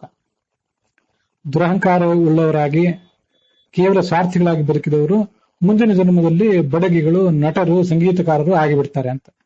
ಕಾರು ಅಂದ್ರೆ ನಿರ್ದಿಷ್ಟವಾಗಿ ಬಡಗಿ ಅಂತ ಅರ್ಥ ಅಲ್ಲ, ನಾನು ಅದನ್ನ ಕಳೆದ ದಿವಸ ಹೇಳಿದೆ. ಅದನ್ನ ಯಾರೋ ಬೇರೆ ತಪ್ಪರ್ಥ ಮಾಡ್ಕೋಬೇಕಾಗಿಲ್ಲ. ಕಾರುಗಳು ಅಂದ್ರೆ ಅನೇಕ ಥರದ ಕರಕುಶಲ ಕೆಲಸ ಮಾಡುವವರು, ಬೇರೆ ಬೇರೆ ಥರದ ವೃತ್ತಿಗಳನ್ನು ಮಾಡುವವರು ಅಂತ ಹೀಗೆ ಅರ್ಥ ತಿಳ್ಕೋಬೇಕಲ್ಲಿ. ನಟರು, ಗಂಧರ್ವರು ಆಗಿಬಿಡ್ತಾರೆ ಅಂತಂದ್ರೆ ಅದೆಲ್ಲದಕ್ಕೂ ಕೂಡ ಸ್ವೇಚ್ಛಾಚಾರಿಗಳಾದಂತಹ ನಟರು, ಸಂಗೀತಗಾರರು ಅಂತ ಅದಕ್ಕೆ ಅರ್ಥ. ಯಾರು ಸ್ವೇಚ್ಛಾಚಾರಿಗಳಲ್ಲ, ತಮ್ಮ ನಾಟ್ಯ, ತಮ್ಮ ಸಂಗೀತ ಅದನ್ನೆಲ್ಲವನ್ನೂ ಕೂಡ ಭಗವಂತನಿಗಾಗಿ ಅರ್ಪಿಸ್ತಾರೆ ಅಂತ ಒಂದು ವರ್ಗವೇ ಇದೆಯಲ್ಲ ದೇವತೆಗಳಲ್ಲಿ.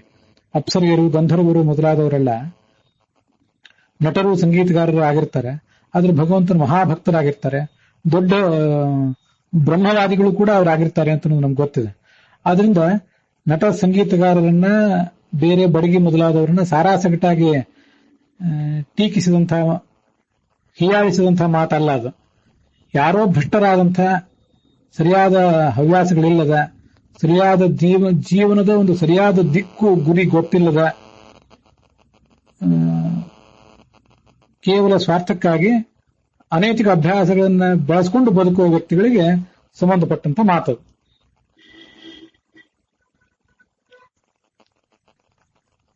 ಈ ಎಲ್ಲ ಸ್ಪಷ್ಟೀಕರಣಗಳನ್ನ ಪಡ್ಕೊಂಡ ಬಳಿಕ ಇವತ್ತಿನ ಭಾಗದ ಕಡೆಗೆ ಗಮನ ಹರಿಸೋಣ.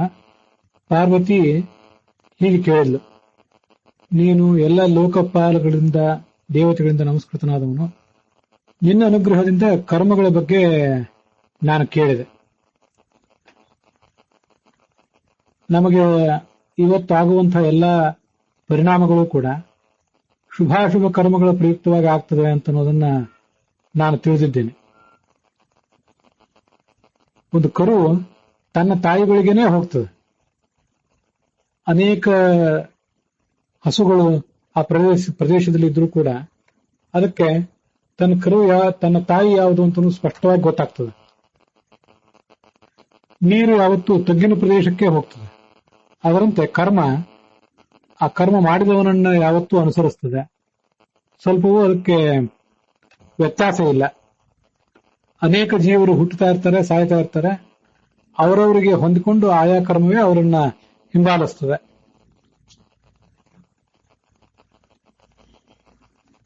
ಇನ್ನೂ ಒಂದು ಕರ್ಮದ ಭೋಗದ ಕುರಿತಾಗಿ ನನಗೊಂದು ಸಂಶಯ ಇದೆ, ಅದನ್ನು ಪರಿಹರಿಸಬೇಕು. ಅದಕ್ಕೆ ಶಿವ ಹೇಳಿದ, ಏನು ಸಂಶಯ ಕೇಳು ಅಂತ. ಉಮಾ ಹೇಳಿದ್ಲು, ಏವಂ ವ್ಯವಸ್ಥಿತ ಲೋಕೆ ಕರ್ಮಣ ವೃಷಭಧ್ವಜ.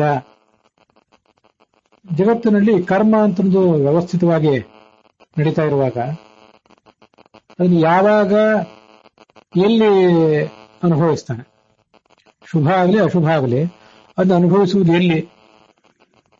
ಇದೇ ಜನ್ಮದಲ್ಲಿ ಅನುಭವಿಸ್ತಾನೋ, ಮರಣಾಂತರದಲ್ಲಿ ಅನುಭವಿಸ್ತಾನೋ ಅನ್ನೋದನ್ನು ಹೇಳು. ಇದ್ರ ಬಗ್ಗೆನೂ ಕೂಡ ಶಿವ ಕೆಲವು ಪ್ರಶ್ನೆಗಳನ್ನ ಎದುರಿಸಿ ಉತ್ತರವನ್ನು ಹೇಳಿ ಆಗಿದೆ. ಆದರೂ ಮತ್ತಷ್ಟು ಪ್ರಶ್ನೆಗಳನ್ನು ಅವಳು ಕೇಳ್ತಿದ್ದಾಳೆ ಅಷ್ಟೆ. ಸ್ಥಾನೇ ಸಂಶಯಿತಂ ದೇವಿ, ನೀನು ಉಚಿತವಾದಂತಹ ಪ್ರಶ್ನವನ್ನೇ ಕೇಳಿದ್ದಿ. ಅದಕ್ಕೆ ಹೀಗೊಂದು ಉತ್ತರವನ್ನು ಕೂಡ ನಾನು ಹೇಳ್ತೇನೆ. ಹಿಂದಿನ ಜನ್ಮದಲ್ಲಿ ಮಾಡಿದಂತಹ ಕರ್ಮದ ಫಲ ಇಂದಿನ ದೇಹದಲ್ಲಿ, ಹಿಂದೆ ಅಂದ್ರೆ ಸರಿಯಾಗಿ ಹಿಂದಿನ ಜನ್ಮದಲ್ಲಿ ಅಂತ ಅರ್ಥ ಅಲ್ಲ, ಹಿಂದೆ ಅಂದ್ರೆ ಯಾವುದೋ ಜನ್ಮದಲ್ಲಿ ಮಾಡಿದ್ದು ಆಗಿರಬಹುದು, ಅದನ್ನು ಈಗಿನ ಜನ್ಮದಲ್ಲಿ ಅನುಭವಿಸ್ತಾನೆ. ಈ ಜನ್ಮದಲ್ಲಿ ಮಾಡಿದ ಕರ್ಮದ ಫಲವನ್ನ ಮುಂದಿನ ಜನ್ಮದಲ್ಲಿ ಅನುಭವಿಸ್ತಾನೆ. ಈ ವ್ಯವಸ್ಥೆ ಶಾಸ್ತ್ರದಲ್ಲಿ ಕಂಡಿದೆ. ದೇವಾನಾಂ ಅಸುರಾಣಾಂಚ, ದೇವತೆಗಳು ಅವರೆಲ್ಲ ಅಮರರಾಗಿರ್ತಾರೆ. ಋಷಿಗಳು ತಪೋಬಲದಿಂದ ಕೂಡಿದವರಾದ್ರಿಂದ ಅವರು ತಮಗೆ ಅಪೇಕ್ಷಿತವಾಗಿದ್ರೆ ಆ ಕರ್ಮದ ಫಲವನ್ನು ಅದೇ ಶರೀರದಿಂದ ಅನುಭವಿಸ್ತಾರೆ. ಆದರೆ ಮನುಷ್ಯರಿಗೆ ಆ ವ್ಯವಸ್ಥೆ ಇಲ್ಲ. ಮುಂದೆ ಮತ್ತೊಂದು ಅಧ್ಯಾಯದಲ್ಲಿ ಪಾರ್ವತಿ ಹೀಗೆ ಅವನನ್ನು ಪ್ರಶ್ನಿಸ್ತಾಳೆ. ಭಗವನ್ ಭಗನೇತ್ರಘ್ನ ಮಾನುಷಾಣಾಂ ವಿಚೇಷ್ಟಿತಂ ಸರ್ವಮಾತ್ಮಕೃತಂ ಚೇತಿ ಶ್ರುತಂ ಮೇ ಭಗವನ್ ಮಮ. ಮನುಷ್ಯರ ಎಲ್ಲಾ ಕ್ರಿಯೆಗಳು ಕೂಡ, ಇವತ್ತವ್ರು ಮಾಡುವಂತಹ ಪ್ರತಿಯೊಂದು ಕೆಲಸವೂ ಕೂಡ ಹಿಂದೆ ಮಾಡಿದ ಕರ್ಮದ ಸಂಸ್ಕಾರದ ಪರಿಣಾಮ ರೂಪವಾಗಿ ಬರ್ತದೆ ಅಂತ ನೀನು ಹೇಳಿದ್ದಿ, ನಾನು ಅದನ್ನು ಕೇಳಿದ್ದೀನಿ. ಆದ್ರೆ ಈ ಶುಭಾಶುಭ ಕರ್ಮಗಳೇನಿವೆ, ಇದೆಲ್ಲ ಶುಭಾಶುಭ ಫಲಿತಾಂಶಗಳು ಗ್ರಹಗಳಿಂದ ಆಗುವುದು ಅಂತ. ಆ ಗ್ರಹಗಳನ್ನ, ನಕ್ಷತ್ರಗಳನ್ನ ಅನೇಕ ಜನ ಪೂಜಿಸ್ತಾರೆ. ತದೇವ ಗ್ರಹ ನಕ್ಷತ್ರಂ ಪ್ರಾಯಶಃ ಪರ್ಯುಪಾಸತೆ. ಏಷಮೇ ಸಂಶಯೋ ದೇವ ತಮ್ಮೇ ತ್ವಂ ಛೇತ್ತುಂ ಅರ್ಹಸಿ. ಈ ಕರ್ಮ, ಈ ಒಂದು ಫಲಿತಾಂಶ ಕೆಟ್ಟದು ಒಳಿತು ನಮಗಾಗುವುದು ಕರ್ಮಗಳಿಂದಲೋ ಅಥವಾ ಮತ್ಯಾವುದರಿಂದಲೋ. ಲೋಕೆ ಗೃಹಕೃತಂ ಸರ್ವಂ, ಆಯಾ ಗ್ರಹಗಳಿಂದ ಆಗಿದ್ದು ಅಂತ ಅನೇಕ ಜನ ಭಾವಿಸ್ತಾರಲ್ಲ, ಇದಕ್ಕೆ ಉತ್ತರ ಹೇಳು ಅಂತ ಕೇಳ್ತಾ ಇದ್ದಾಳು. ನಕ್ಷತ್ರಾಣಿ ಗ್ರಹಾಸ್ಯೇವ ಶುಭಾಶುಭ ನಿವೇದಕಾಹ ಮಾನವಾನಾಂ ಮಹಾಭಾಗೆ ನತು ಕರ್ಮಕರಾಹ ಸ್ವಯಂ. ಇದು ನಾವೆಲ್ಲರೂ ಕೂಡ ಮನದಟ್ಟು ಮಾಡಿಕೊಳ್ಬೇಕಾದಂತಹ ಶಿವ ಕೊಟ್ಟಂತಹ ಒಂದು ನಿರ್ಣಯ ಇದು. ಯಾವುದೇ ಗ್ರಹವಾಗಲಿ, ಶನಿ ಇರಲಿ, ರಾಹು, ಕೇತು ಮತ್ತೆ ಯಾವುದೇ ಗ್ರಹ ಆಗಲಿ, ಅದು ನಮಗೆ ತಾನಾಗಿಯೇ ಒಳಿತು ಮತ್ತು ಕೆಡುಕನ್ನು ಮಾಡುವುದಿಲ್ಲ. ನಮಗಾಗುವ ಒಳಿತು ಕೆಡುಕುಗಳನ್ನು ಅವು ಬರೀ ತಿಳಿಸಿಕೊಡ್ತಾವಷ್ಟೇ. ನಾವು ಪೂರ್ವ ಜನ್ಮದಲ್ಲಿ ಯಾವುದೋ ಒಂದು ಅಪರಾಧವನ್ನು, ಪಾಪವನ್ನು ಮಾಡಿದ್ರೆ ಅದರ ಪರಿಣಾಮವಾಗಿ ನಮ್ಮ ಈ ಜನ್ಮದ ಯಾವ ವಯಸ್ಸಿನಲ್ಲಿ, ಯಾವ ಸ್ಥಿತಿಯಲ್ಲಿ ನಾವು ಅದಕ್ಕೆ ತಕ್ಕಂತ ಫಲವನ್ನು ಅನುಭವಿಸಬೇಕಾಗ್ತದೆ ಅನ್ನುವುದನ್ನ ನಮ್ಮ ಆ ಜಾತಕದಲ್ಲಿ, ನಮ್ಮ ಕುಂಡಲಿಯಲ್ಲಿರುವಂತಹ ಆ ಗ್ರಹಗಳ ಸ್ಥಿತಿ ಅದು ತೋರಿಸಿಕೊಡ್ತದೆ. ಶನಿಗ್ರಹ ಅದು 7.5 ವರ್ಷ ಒಂದು ರಾಶಿಯಲ್ಲಿ ಇರ್ತದೆ. ಆ ಶನಿಗ್ರಹದ ಸಂಚಾರ ಆ ಜಾತಕನಿಗಿದ್ದಾಗ ಅವನು ಅನೇಕ ಸಮಸ್ಯೆಗಳನ್ನು ಎದುರಿಸ್ತಾನೆ. ಆಪ್ತರನ್ನ ಕಳ್ಕೋತಾನೆ, ಅವರಿಗೆ ಮರಣ ಆಗ್ತದೆ, ಧನ ಕಳ್ಕೋತಾನೆ, ಧರ್ಮ ಮಾಡುವ ಬುದ್ಧಿಯನ್ನು ಕೂಡ ಕಳ್ಕೋತಾನೆ ಅಂತ ಅನೇಕ ಜ್ಯೋತಿಷಿಗಳು ಹೇಳಿದ್ದನ್ನ ನಾನು ಕೇಳಿದ್ದೇನೆ. ಅವಮಾನವನ್ನು ಎದುರಿಸುವಂತಹ ಪ್ರಸಂಗ ಬರಬಹುದು. ಇದೆಲ್ಲ ಏನಾಗ್ತದಲ್ಲ, ಆ ಅಷ್ಟಮ ಶನಿ, ಪಂಚಮ ಶನಿ, 7.5 ಶನಿ ಇತ್ಯಾದಿ ಬೇರೆ ಬೇರೆ ಹೆಸರುಗಳಿಂದ ಅದನ್ನೆಲ್ಲ ಹೇಳ್ತಿರ್ತಾರೆ. ಅದೆಲ್ಲವೂ ಕೂಡ ಆಗುವುದು ಆ ಗ್ರಹಗಳು ಬೇಕಾಬಿಟ್ಟಿಯಾಗಿ ಯಾರೋ ಒಬ್ಬರಿಂದ ಒಳಿತನ್ನು, ಯಾರೋ ಒಬ್ಬರಿಗೆ ಒಳಿತು ಮಾಡಬೇಕು, ಮತ್ತಾರೋ ಒಬ್ಬರಿಗೆ ಕೆಡುಕು ಮಾಡಬೇಕು ಅಂತ ಕ್ರೂರರಾದಂತಹ ರಾಕ್ಷಸರಂತೆ, ಪಿಶಾಚಗಳಂತೆ ಬೇಕಾಬಿಟ್ಟಿಯಾಗಿ ಅವರು ಯಾರಿಗೂ ಏನನ್ನು ಮಾಡುವುದಿಲ್ಲ. ಆದರೆ ಆ ಶನಿ ನಮ್ಮ ರಾಶಿಯಲ್ಲಿ ಈಗ 7.5 ವರ್ಷ ಇರುವುದಿದೆ.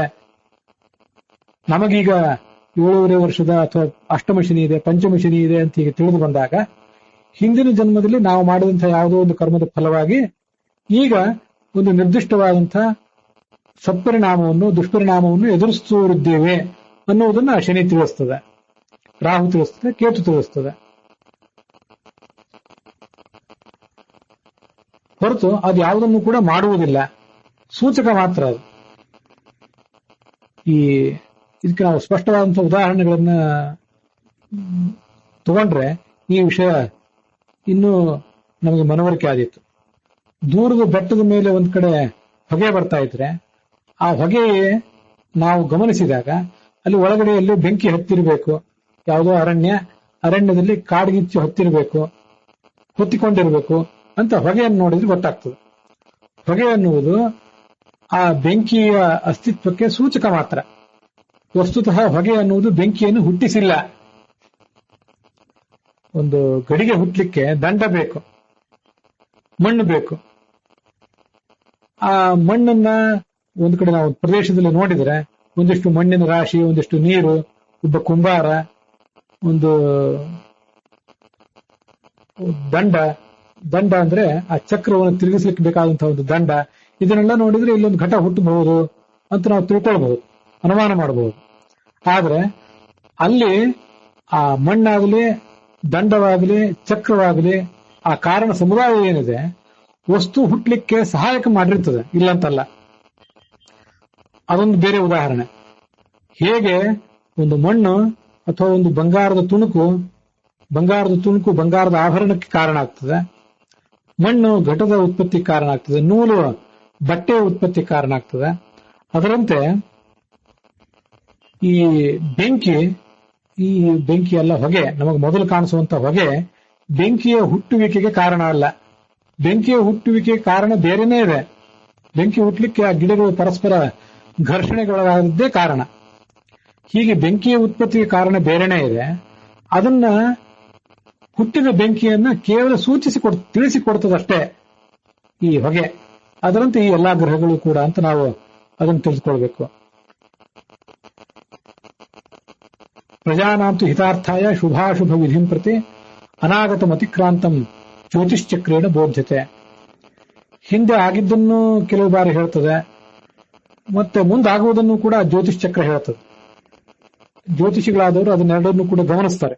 ಹಿಂದೆ ಈ ವ್ಯಕ್ತಿಯ ಜೀವಮಾನದಲ್ಲಿ ಹೀಗಾಗಿದ್ದಿರಬಹುದು, ಮುಂದೆ ಹೀಗಾಗುವ ಸಾಧ್ಯತೆ ಇದೆ, ಅದೆಲ್ಲವನ್ನೂ ಅವ್ರು ಹೇಳ್ತಾರೆ.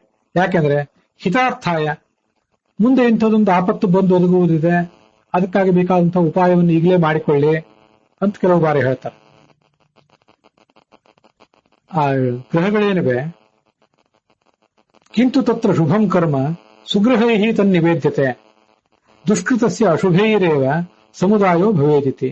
ಆದರೂ ನಮಗೆ ಗೊತ್ತಾಗುವುದು ಹೇಗೆ ಅಂತಂದ್ರೆ, ಶುಕ್ರ ಗ್ರಹ ಮೊದಲಾದ ಗ್ರಹಗಳಿದ್ರೆ, ಚಂದ್ರಗ್ರಹ, ರವಿಗ್ರಹ ಮೊದಲಾದದ್ದಿದ್ರೆ ಆವಾಗ ಅವು ಶುಭ ಕರ್ಮವನ್ನು ಸೂಚನೆ ಮಾಡ್ತವೆ. ಅವುಗಳಿಗೆ ಶುಭ ಕರ್ಮ ಅಂತ ಹೇಳ್ತಾರೆ, ಶುಭ ಗ್ರಹ ಅಂತ ಅವುಗಳನ್ನ ಹೆಸರಿಸ್ತಾರೆ. ಸುಗ್ರಹೈಹಿ, ಸುಗ್ರಹ ಅಥವಾ ಶುಭಗ್ರಹ ಅನ್ನೋ ಶಬ್ದದಿಂದ ಅವುಗಳನ್ನ ಜನ ಕರೀತಾರೆ. ಯಾಕೆಂತಂದ್ರೆ ಅವುಗಳಿದ್ರೆ ಶುಭ ಫಲ ಸಿಗ್ತದೆ ಅಂತ. ಯಾರೋ ಒಬ್ಬರಿಗೆ ಶುಕ್ರ ದೆಸೆ, ಅವನಿಗೆ ಈಗ ಶುಕ್ರ ದೆಸೆ ಅಂತ ಹೇಳಿದ್ರೆ ಒಳ್ಳೆಯ ಫಲವನ್ನು ಅನುಭವಿಸುವಂತ ಉತ್ಸಾಹ ಸ್ಥಿತಿ ಇದು ಅವನಿಗೆ ಅಂತ ಅದರ ತಾತ್ಪರ್ಯ. ಆದ್ರಿಂದ ಶುಕ್ರ ಗ್ರಹವನ್ನ ಸುಗ್ರಹ ಅಂತ ಹೇಳ್ತಾರೆ, ರವಿಗ್ರಹವನ್ನು ಹಾಗೆ ಹೇಳ್ತಾರೆ.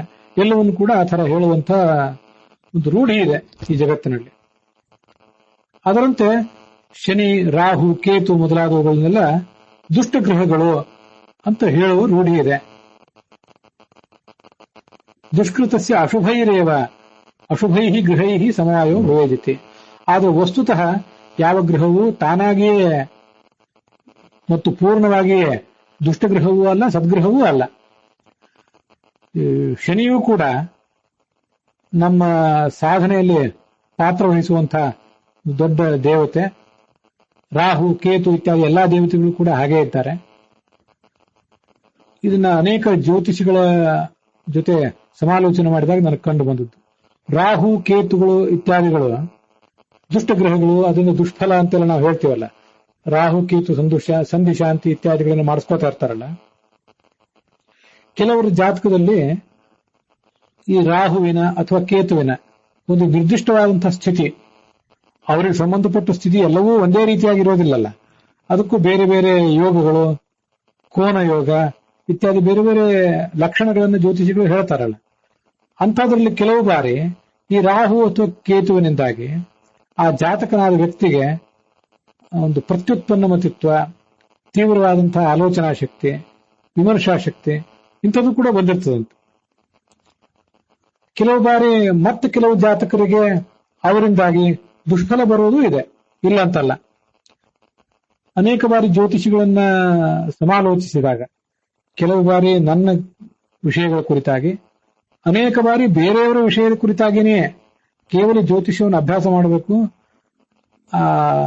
ಜ್ಯೋತಿಷಿಗಳು ಹೇಳಿದ್ದು ಯಾವುದು ಸರಿಯಾಗ್ತದೆ, ಯಾವುದು ಸರಿಯಾಗೋದಿಲ್ಲ ಅನ್ನೋದೆಲ್ಲವನ್ನು ಗಮನಿಸಬೇಕು ಅನ್ನೋ ಕುತೂಹಲಕ್ಕಾಗಿಯೇ ಜ್ಯೋತಿಷಿಗಳ ಜೊತೆಗೆ ಸಮಾಲೋಚನೆ ಮಾಡಿದಾಗ ಇಂಥವೆಲ್ಲ ಕಂಡು ಬಂತು. ರಾಹು ಗ್ರಹಗಳು, ಕೇತು ಗ್ರಹಗಳು ಮೊದಲಾದವುಗಳು ಆ ವ್ಯಕ್ತಿಯ ಒಂದು ಬುದ್ಧಿಮತ್ತೆಗೂ ಕೂಡ ಕಾರಣ ಆಗಬಹುದು. ಅಂತಹ ಜಾತಕಗಳನ್ನು ಕೂಡ ನಾನು ಗಮನಿಸಿ ನೋಡಿದ್ದೇನೆ ಜ್ಯೋತಿಷಿಗಳ ಸಹಾಯದಿಂದ. ಗ್ರಹಗಳು ವಿಷಮವಾಗಿದ್ರೆ ಮನುಷ್ಯ ವಿಷಮವಾದಂತಹ ಕೆಟ್ಟ ಫಲವನ್ನು ಅನುಭವಿಸ್ತಾನೆ ಅಂತ ತಿಳ್ಕೊಳ್ಬಹುದು.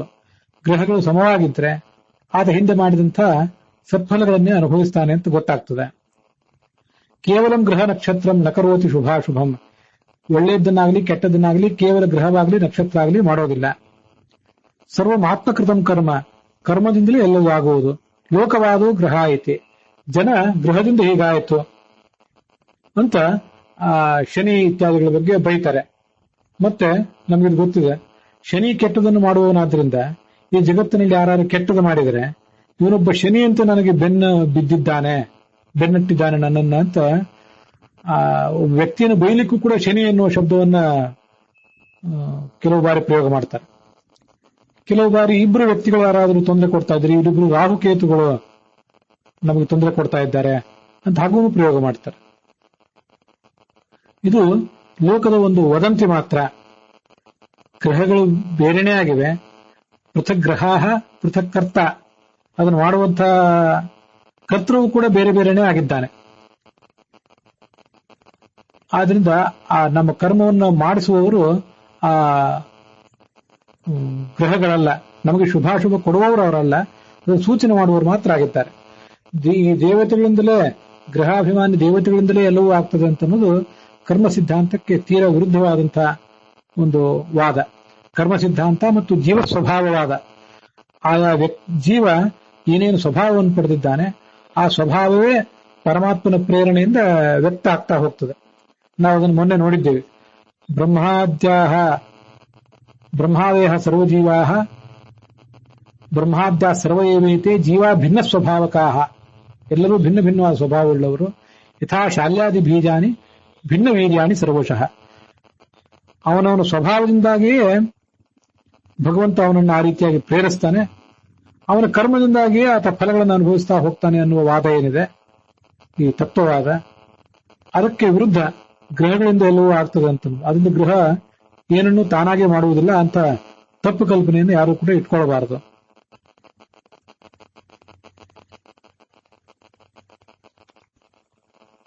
ಪಾರ್ವತಿ ಏನು ಮುಂದಿನ ಪ್ರಶ್ನೆಯನ್ನು ಕೇಳ್ತಾ ಇದ್ದಾಳಲ್ಲ, ಆ ಮುಂದಿನ ಪ್ರಶ್ನೆ ಮತ್ತು ಮುಂದಿನ ಉತ್ತರವನ್ನು ನೋಡುವುದಕ್ಕಿಂತ ಮುಂಚೆ ಇಲ್ಲಿ ಬಂದಿರುವಂತಹ ಆ ಮೊದಲನೇ ಶ್ಲೋಕದಲ್ಲಿ ಬಂತಲ್ಲ, ಆ ಗ್ರಹಗಳನ್ನು ಪೂಜಿಸ್ತಾರೆ ಅಂತ. ತದೇವ ಗ್ರಹ ನಕ್ಷತ್ರಂ ಪ್ರಾಯಶಃ ಪರ್ಯುಪಾಸತೆ. ಗ್ರಹಗಳನ್ನ ನಕ್ಷತ್ರಗಳನ್ನು ಪೂಜಿಸ್ತಾರೆ ಅಂತ ಬಂತಲ್ಲ, ಆ ಪೂಜೆ ಬಗ್ಗೆ ಒಂದಿಷ್ಟು ನಾವು ಸಂಗತಿಗಳನ್ನ ಈಗ ಗಮನಿಸಬೇಕು. ಅಲ್ಲಿ ಅದು ಬರಲಿಲ್ಲ, ವಿವರಣೆ ಬಂದಿಲ್ಲ. ಅವುಗಳನ್ನು ಪೂಜಿಸಬೇಕು ಬೇಡವೋ, ಪೂಜಿಸುವುದಾದ್ರೆ ಹೇಗೆ ಪೂಜಿಸಬೇಕು ಅನ್ನುವಂತ ಒಂದು ವಿವರಣೆ ಅಲ್ಲಿ ಬಂದಿಲ್ಲ. ಅದು ಸಾಂದರ್ಭಿಕವಾಗಿ ಬಂದದ್ದಾದ್ರಿಂದ ನಮಗೆ ನಮ್ಮ ಸಾಧನೆಯಲ್ಲಿ ಅದು ಉಪಯುಕ್ತ ಆದ್ರಿಂದ ಅದನ್ನು ಕೂಡ ನಾವು ತಿಳ್ಕೊಳ್ಬೇಕು. ಆಯಾ ಗ್ರಹಗಳನ್ನ ಶನಿ ಮೊದಲಾದವರನ್ನು ಪೂಜಿಸಿದ್ರಿಂದ ಅವರು ಸಂತೋಷಪಟ್ಟು ನಮಗೆ ಒಳ್ಳೆಯದನ್ನು ಮಾಡ್ತಾರೆ, ಒಳ್ಳೆಯ ಕರ್ಮಗಳನ್ನೇ ನಮ್ಮಿಂದ ಮಾಡಿಸ್ತಾರೆ ಅಂತ ಹೀಗೆ ನಾವು ತಿಳ್ಕೊಳ್ಬೇಕು. ಅವರನ್ನ ಪೂಜಿಸುವುದು ಖಂಡಿತ ವ್ಯರ್ಥವಾದಂತಹ ಸಂಗತಿ ಏನಲ್ಲ. ಆ ಗ್ರಹಗಳಲ್ಲಿ ಅಂತರ್ಯಾಮಿ ಆದಂಥ ಏಕೋ ದೇವ ಸರ್ವಭೂತೇಷು ಗೂಢ ನಿತ್ಯೋ ನಿತ್ಯಾನಾಂ ಚೇತನಶ್ಚೇತನಾನಾಂ ಅಂತಿರುವಂತ ಏಕದೇವ ಇದ್ದಾನಲ್ಲ,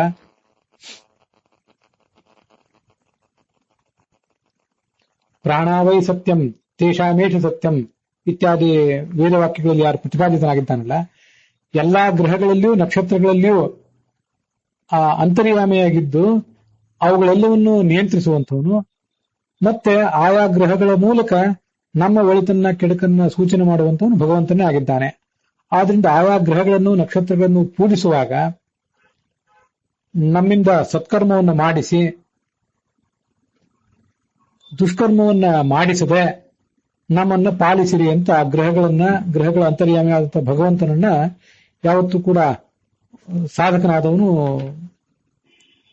ಪ್ರಾರ್ಥಿಸಬೇಕು. ಪೂಜಿಸುವುದು ಅಂತಂದ್ರೆ ನಿತ್ಯ ಸ್ತೋತ್ರ ಮಂತ್ರಾದಿಗಳನ್ನು ಹೇಳುವುದು ಆಗಬಹುದು. ಅದಷ್ಟು ಮಾತ್ರ ಅಲ್ಲದೇನೆ ನಮ್ಗಿದು ಗೊತ್ತಿದೆ, ಅನೇಕ ಸಂಧಿ ಶಾಂತಿ ಇತ್ಯಾದಿಗಳನ್ನೆಲ್ಲ ನಾವು ಮಾಡ್ತಾ ಇರ್ತೇವೆ, ಯಜ್ಞಾದಿಗಳನ್ನೆಲ್ಲ ಮಾಡ್ತಾ ಇರ್ತಾರೆ, ಹೋಮಾದಿಗಳನ್ನು ಮಾಡ್ತಿರ್ತಾರೆ. ಎಲ್ಲವೂ ಉಚಿತನೇ.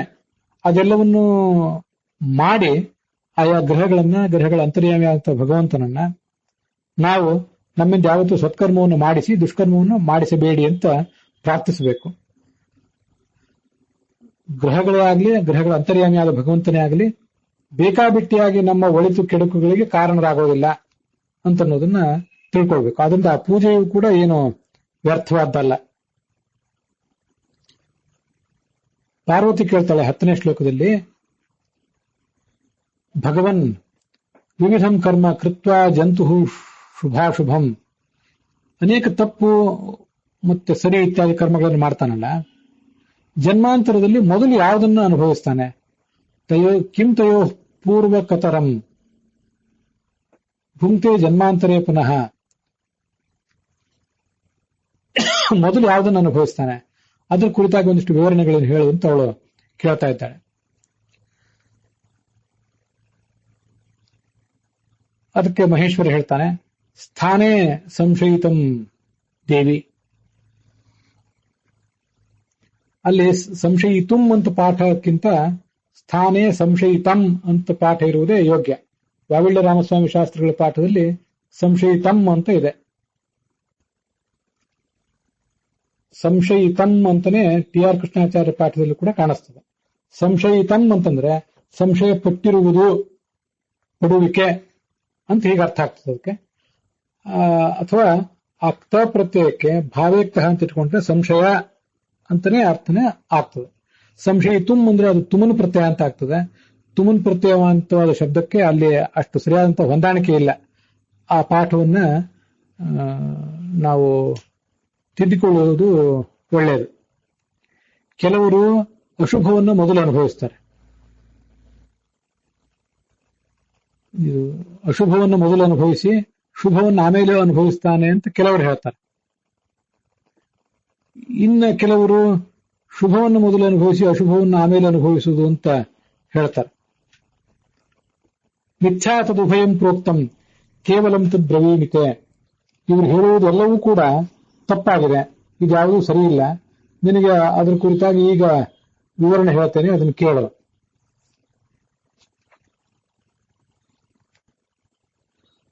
ಮಾನುಷೇತು ಪದೇ ಕರ್ಮ ಹೇಗೆ ಮಾಡ್ತಾನೆ? ಯುಗಪದ್ಯುಜ್ಯತೆ ಸದಾ. ಶುಭ ಅಶುಭ ಎರಡನ್ನೂ ಒಟ್ಟಿಗೆ ಮಾಡ್ತಾ ಇರ್ತಾನೆ. ಅದರಂತೆ ಆ ಫಲಗಳನ್ನೂ ಕೂಡ ಒಟ್ಟಿಗೆ ಅನುಭವಿಸ್ತಾ ಹೋಗ್ತಾನೆ. ಯಾವುದೋ ಒಂದು ಸಣ್ಣ ಪ್ರಸಂಗದಲ್ಲಿ ನಮಗೆ ದುಃಖವೇ ಹೆಚ್ಚಾಗಿರ್ಬಹುದು, ಮತ್ತೊಂದು ಯಾವುದೋ ಪ್ರಸಂಗದಲ್ಲಿ ಸುಖವೇ ಹೆಚ್ಚಾಗಿ ಕಾಣಬಹುದು. ಆದ್ರೆ ಒಟ್ಟಾರೆ ಜೀವನ ಅಂತನ್ನೋದು ಸುಖ ದುಃಖಗಳ ಒಂದು ಮಿಶ್ರಣ. ಇದು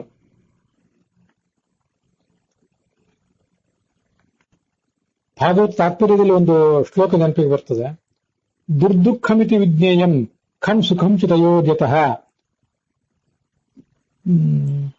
ಪ್ರದಾತ ಭಗವಾನ್ ವಿಷ್ಣು ದುಃಖ ತಸ್ಮಾತ್ ದುಃಖದ ನಾಮವಾನ್ ಅಂತ. ಭಗವಂತನಿಗೆ ದುಃಖದ ಅನ್ನುವಂತ ಒಂದು ಹೆಸರಿದೆ. ಅವನ್ಯಾಕೆ ದುಃಖದ ಅಂತಂದ್ರೆ ದುರ್ ಅಂದ್ರೆ ದುಃಖ ಅಂತ ಅರ್ಥ. ದುರ್ದುಃಖಮಿತಿ ವಿಜ್ಞೇಯಂ. ಖಂ ಅಂದ್ರೆ ಸುಖ ಅಂತ ಅರ್ಥ. ದುರ್ದುಃಖಮಿತಿ ವಿಜ್ಞೇಯಂ ಖಂ ಸುಖಂ ಚ ತಯೋರ್ಯತಃ. ಅವೆರಡನ್ನೂ ಕೊಡುವವನು ಪ್ರದಾತ ಭಗವಾನ್ ವಿಷ್ಣು. ಆದ್ರಿಂದ ತಸ್ಮಾತ್ ದುಃಖದ ನಾಮವಾನ್.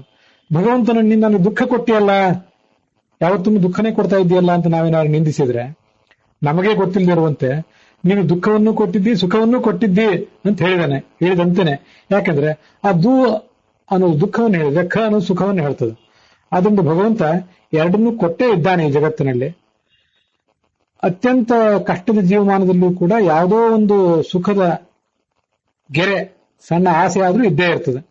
ನಾವು ಅದನ್ನ ನೋಡುವ ಕಣ್ಣನ್ನು ಬಳಸ್ಕೋಬೇಕಷ್ಟೆ.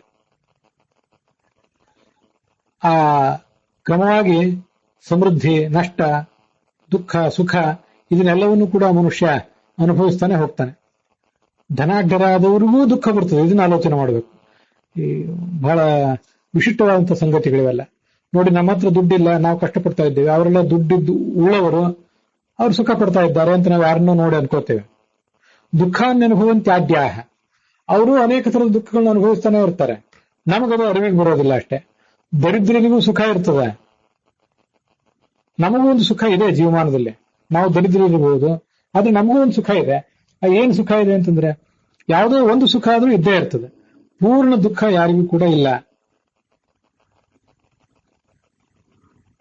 ಒಂದೇ ಕಾಲದಲ್ಲಿ ಇದೆಲ್ಲ ಅನುಭವಿಸ್ತಾ ಇರ್ತದೆ. ಯೋಗ ಪದ್ಯಾಚ್ಯ ಭುಂಜಾನಾಹ ದೃಶ್ಯಂತೆ ಲೋಕಸಾಕ್ಷಿಕಂ. ಲೋಕಸಾಕ್ಷಿಕಂ ಅಂತ ತುಂಬಾ ಸುಂದರವಾದಂತಹ ಮಾತು. ನಮ್ಮೆಲ್ಲರ ಸಾಕ್ಷಿ, ನನ್ನ ಸಾಕ್ಷಿ ನನ್ನ ಸುಖ ದುಃಖವನ್ನ, ನಿಮ್ಮ ಸಾಕ್ಷಿ ನಿಮ್ಮ ಸುಖ ದುಃಖವನ್ನ ತೋರಿಸ್ತಾನೆ ಇದೆ. ಸುಖ ಸ್ವಲ್ಪನೂ ಬಂದಿಲ್ವ ನನಗೆ? ಬಂದೇ ಇದೆ. ಯಾಕೆ ಬರೀ ದುಃಖವೇ ಬರ್ತದೆ ಅಂತ ನಾನು ಗೋಳಾಡ್ಬೇಕು? ಬೇರೊಬ್ಬರಾದ್ರೂ ಆ ತರ ಯಾಕೆ ಗೋಳಾಡ್ಬೇಕು? ಇದು ಭೂಲೋಕದಲ್ಲಿ ಹೀಗೆ. ಆದ್ರೆ ನರಕದಲ್ಲಿ ನಿತ್ಯ ದುಃಖ, ಸ್ವರ್ಗಲೋಕದಲ್ಲಿ ಸದಾ ಸುಖ. ಅಲ್ಲಿ ಶುಭಾಶುಭ ಕರ್ಮಗಳೇ ಅಂತ ಪರಿಣಾಮವನ್ನು ಕೊಡ್ತಿರ್ತವೆ. ಶುಭ ಕರ್ಮ ಸ್ವರ್ಗದಲ್ಲಿ ಶುಭ ಫಲವನ್ನ, ಅಶುಭ ಕರ್ಮ ನರಕದಲ್ಲಿ ದುಃಖ ಫಲವನ್ನ ಕೊಡ್ತದೆ ಅಂತ ತಿಳ್ಕೊಳ್ಬೇಕು. ತತ್ರಾಪಿ ಸುಮಹದ್ ಭಕ್ತಿಯ ಭುಕ್ತ ಹೀಗೆ ಹೇಳ್ತಾರೆ. ನರಕಕ್ಕೆ ಹೋದ್ಮೇಲೂ ಕೂಡ ಹೆಚ್ಚು ಪ್ರಮಾಣದ ಯಾವುದಾಗಿರ್ತದೋ ಅದನ್ನು ಮೊದಲು ಅನುಭವಿಸಿ ಮುಗಿಸ್ತಾರೆ. ದೊಡ್ಡ ಪ್ರಮಾಣದ ಪಾಪ ಏನಾದರೂ ಇದ್ರೆ ಅದರ ಫಲ ಮೊದಲು ಅನುಭವಿಸ್ತಾರೆ ಅಂತ ತಿಳ್ಕೊಳ್ಬಹುದು. ಶುಭಾಶುಭ ಕರ್ಮಗಳಲ್ಲಿ ಶುಭ ಹೆಚ್ಚಾಗಿದ್ರೆ ಮೊದಲು ಶುಭವನ್ನ ಅನುಭವಿಸ್ತಾರೆ, ಸ್ವರ್ಗಲೋಕಕ್ಕೆ ಹೋಗಿ ಸುಖ ಅನುಭವಿಸ್ತಾರಂತೆ. ಅಶುಭ ಹೆಚ್ಚಾಗಿದ್ರೆ ಮೊದಲು ನರಕದ ಸುಖವನ್ನು ದುಃಖವನ್ನು ಅನುಭವಿಸಿ ಆಮೇಲೆ ಸ್ವರ್ಗಕ್ಕೆ ಬರ್ತಾರೆ. ಅಲ್ಪವಾದದ್ದು ಯಾವುದೇ ಇದ್ರೂ ಅದರ ಫಲವನ್ನೆಲ್ಲ ಆಮೇಲೆ ಅನುಭವಿಸ್ತಾರೆ ಅಂತ ತಿಳ್ಕೊಳ್ಬಹುದು. ಇವೆಲ್ಲ ಕೇವಲ ಸಾಮಾನ್ಯ ನಿಯಮಗಳಷ್ಟೇ. ಅನೇಕ ಬಾರಿ ಯಾವಾಗ ಯಾರು ಸ್ವರ್ಗಲೋಕಕ್ಕೆ ಹೋಗ್ಬೇಕೋ, ನರಕ ಲೋಕಕ್ಕೆ ಹೋಗ್ಬೇಕೋ, ಅಥವಾ ಸತ್ತ ಕೂಡಲೇ ಇದೇ ಜಗತ್ತಿಗೆ ಬರಬೇಕೋ ಅನ್ನೋದೆಲ್ಲವನ್ನೂ ಕೂಡ ಆಯಾ ಪ್ರಸಂಗ, ಆಯಾ ವ್ಯಕ್ತಿ ಮತ್ತು ಅಲ್ಲಿರುವಂತಹ ಚಿತ್ರಗುಪ್ತ, ಯಮಭಟರು ಮೊದಲಾದವರು, ಸ್ವಯಂ ಯಮ, ಭಗವಂತ, ಇವರು ಅದನ್ನ ತೀರ್ಮಾನ ಮಾಡ್ತಾರೆ. ನಾವು ಅದನ್ನ ಹಾಗೆ ಸ್ಪಷ್ಟವಾಗಿ ತೀರ್ಮಾನ ಮಾಡ್ಕೊಳ್ಳಿಕ್ಕೆ ಆಗೋದಿಲ್ಲ ಅಂತ ನಾವು ತಿಳಿದುಕೊಳ್ಬೇಕು. ಹುಟ್ಟುವುದು ಸಾಯುವುದು ಯಾಕೆ? ಇದನ್ನು ಒಂದು ಸ್ವಲ್ಪ ಹೇಳೋದು. ಜಾತ ನತಿಷ್ಠಂತಿ ತನ್ಮೇ ಶಂಸಿತುಮರ್ಹತಿ. ಹುಟ್ಟಿದವರು ಯಾರೂ ಇಲ್ಲ, ಎಲ್ಲರೂ ಕೂಡ ಒಮ್ಮೆ ಹುಟ್ಟುತ್ತಾರೆ ಮತ್ತೆ ಸಾಯ್ತಾರೆ. ಇದಕ್ಕೆಲ್ಲ ಕಾರಣ ಏನು? ಅದಕ್ಕೆ ಶಿವ ಹೇಳ್ತಾನೆ, ಕರ್ಮಕ್ಷಯದಿಂದ ದೇಹವನ್ನ ತ್ಯಾಗ ಮಾಡ್ತಾರೆ. ಕರ್ಮ ಇರುವ ತನಕ ಈ ದೇಹ ಇರ್ತದೆ. ಈ ದೇಹಕ್ಕೆ ಬೇಕಾದ ಕರ್ಮ ಕ್ಷೀಣವಾದಾಗ ಆ ದೇಹ ಅಲ್ಲಿಂದ ಬಿದ್ದು ಹೋಗ್ತದೆ. ಆತ್ಮ ಮತ್ತು ಶರೀರ ಇವೆರಡರ ಸಂಬಂಧವನ್ನೇ ಈ ಜನ್ಮ ಅಂತ ಕರೀತಾರೆ. ಆತ್ಮ ಅನ್ನುವುದು ನಿತ್ಯ ಆಗಿರುವಂಥದ್ದು, ಶರೀರ ಅನಿತ್ಯವಾದದ್ದು. ಕಾಲವಶದಿಂದ ಶರೀರ ಸೌದು ಹೋಗ್ತದೆ. ಮಾಸ, ಋತು ಇತ್ಯಾದಿಗಳನ್ನು ಅವಲಂಬಿಸಿ ಅದು ಕಾಲ ಮುಂದೆ ಹೋದಂತೆ ಶರೀರವು ಕೂಡ ಕ್ಷೀಣಿಸ್ತದೆ, ಮುಂದೆ ಬಿದ್ದು ಹೋಗ್ತದೆ. ಆದರೆ ಜೀವ ಹಾಗಲ್ಲ, ಅವನು ನಿತ್ಯನಾದವನು, ಅವಿನಾಶಿಯಾದವನು. ಪಾರ್ವತಿ ಕೇಳ್ತಾಳೆ, ಕೆಲವರು ಬಾಲಕರು, ಚಿಕ್ಕ ವಯಸ್ಸಿನ ಪ್ರಾಣಿಗಳು ಇವರೆಲ್ಲ ಮರಣ ಹೊಂದೋದು ಕಂಡು ಬರ್ತದೆ ನಮಗೆ. ಅತ್ಯಂತ ವೃದ್ಧರಾದವರು ಇನ್ನೂ ಕೂಡ ಚಿರಂಜೀವಿಗಳಾಗಿ ಹಾಗೇ ಬದುಕ್ತಾರೆ. ಇದಕ್ಕೆಲ್ಲ ಏನ್ ಕಾರಣ? ಕೇವಲ ಕಾಲ ಅನ್ನೋದು ಮರಣಕ್ಕೆ ಕಾರಣ ಆಗಿರ್ಲಿಕ್ಕಿಲ್ಲ, ಮತ್ತು ಏನಾದ್ರೂ ಇದ್ದಿರ್ಬೇಕು. ಅದನ್ನು ವಿವರಿಸು ಅಂತ ಕೇಳ್ಕೊತಾ ಇದ್ದಾಳೆ. ಅದಕ್ಕೆ ಅವನು ಹೇಳ್ತಾನೆ, ಕಾಲ ನಮ್ಮ ದೇಹವನ್ನ ಜೀರ್ಣವನ್ನಾಗಿ ಮಾಡ್ತದೆ ಹೊರತು ಆ ನಮ್ಮ ಶರೀರದ ಪೂರ್ಣವಾದ ಮರಣಕ್ಕೆ ಅದು ಕಾರಣ ಅಲ್ಲ. ನಮ್ಮ ಶರೀರ ಜೀರ್ಣವಾದಾಗ ಆ ದೇಹ ಕೊನೆಗೊಂದು ದಿವಸ ತಾನೇ ಬಿದ್ದು ಹೋಗ್ತದೆ. ಅದಕ್ಕೆ ಪೂರ್ವ ಕರ್ಮ ಪ್ರಮಾಣೇನ, ಹಿಂದಿನ ಜನ್ಮದ ಕರ್ಮವೇ ಕಾರಣ ಆಗಿರ್ತದೆ ಹೊರತು ಆ ಕಾಲ ಅನ್ನುವುದು ಕೂಡ ಪೂರ್ಣವಾಗಿ ಕಾರಣ ಅಲ್ಲ. ಹಿಂದಿನ ಕರ್ಮ ಇರುವ ತನಕ ಮನುಷ್ಯ ಬದುಕಿರ್ತಾನೆ. ಆ ಚಿಕ್ಕ ಬಾಲಕರಾದವರು ಸಣ್ಣ ವಯಸ್ಸಿನಲ್ಲಿ ಸಾಯಲಿಕ್ಕೂ ಅವರ ಕರ್ಮವೇ ಕಾರಣ. ದೀರ್ಘವಾಗಿ ಅನೇಕ ದಿನ ವಯಸ್ಸಾದವರು ಬದುಕಲಿಕ್ಕೂ ಕೂಡ ಅದಕ್ಕೆ ಅದೇ ಕರ್ಮವೇ ಕಾರಣವಾಗಿದೆ. ಚಿರಂಜೀವಿಗಳಾಗುವುದು ಹೇಗೆ, ಅಲ್ಪಾಯುಷಿಗಳಾಗುವುದು ಹೇಗೆ, ಇದನ್ನೆಲ್ಲ ಹೇಳುವಂತ ಪಾರ್ವತಿ ಕೇಳ್ತಾ ಇದ್ದಾಳೆ. ಸನ್ನಡತೆ ಇದ್ರೆ ಮನುಷ್ಯ ಚಿರಂಜೀವಿ ಆಗ್ತಾನೆ. ಚಿರಂಜೀವಿ ಆಗುವುದಂದ್ರೆ ದೀರ್ಘಕಾಲ ಬದುಕುವುದು ಅಂತ ಇಷ್ಟೇ ಅರ್ಥ. ಅನಂತ ಕಾಲದವರೆಗೆ ಅದು ಬದುಕುವುದು ಸಾಧ್ಯವಿಲ್ಲ. ದುರ್ನಡತೆ ಇದ್ರೆ ಮನುಷ್ಯ ಅಲ್ಪಾಯು ಆಗ್ತಾನೆ. ಅಹಿಂಸಾ, ಸತ್ಯವಚನ, ಅಕ್ರೋಧ ಇತ್ಯಾದಿಗಳ ಮೂಲಕ, ಗುರು ಹಿರಿಯರ ಸೇವೆ ಮೂಲಕ, ಪಥ್ಯಾಹ್ನದ ಭೋಜನದ ಮೂಲಕ ದೀರ್ಘ ಜೀವನ ಸಾಧ್ಯ ಆಗ್ತದೆ. ತಪಸ್ಸು, ಬ್ರಹ್ಮಚರ್ಯ, ಧರ್ಮ ಇತ್ಯಾದಿ ಎಲ್ಲವನ್ನೂ ಕೂಡ ಆ ದೀರ್ಘವಾಗಿ ಬದುಕುವವರು ಅನುಭವಿಸ್ತಾರೆ.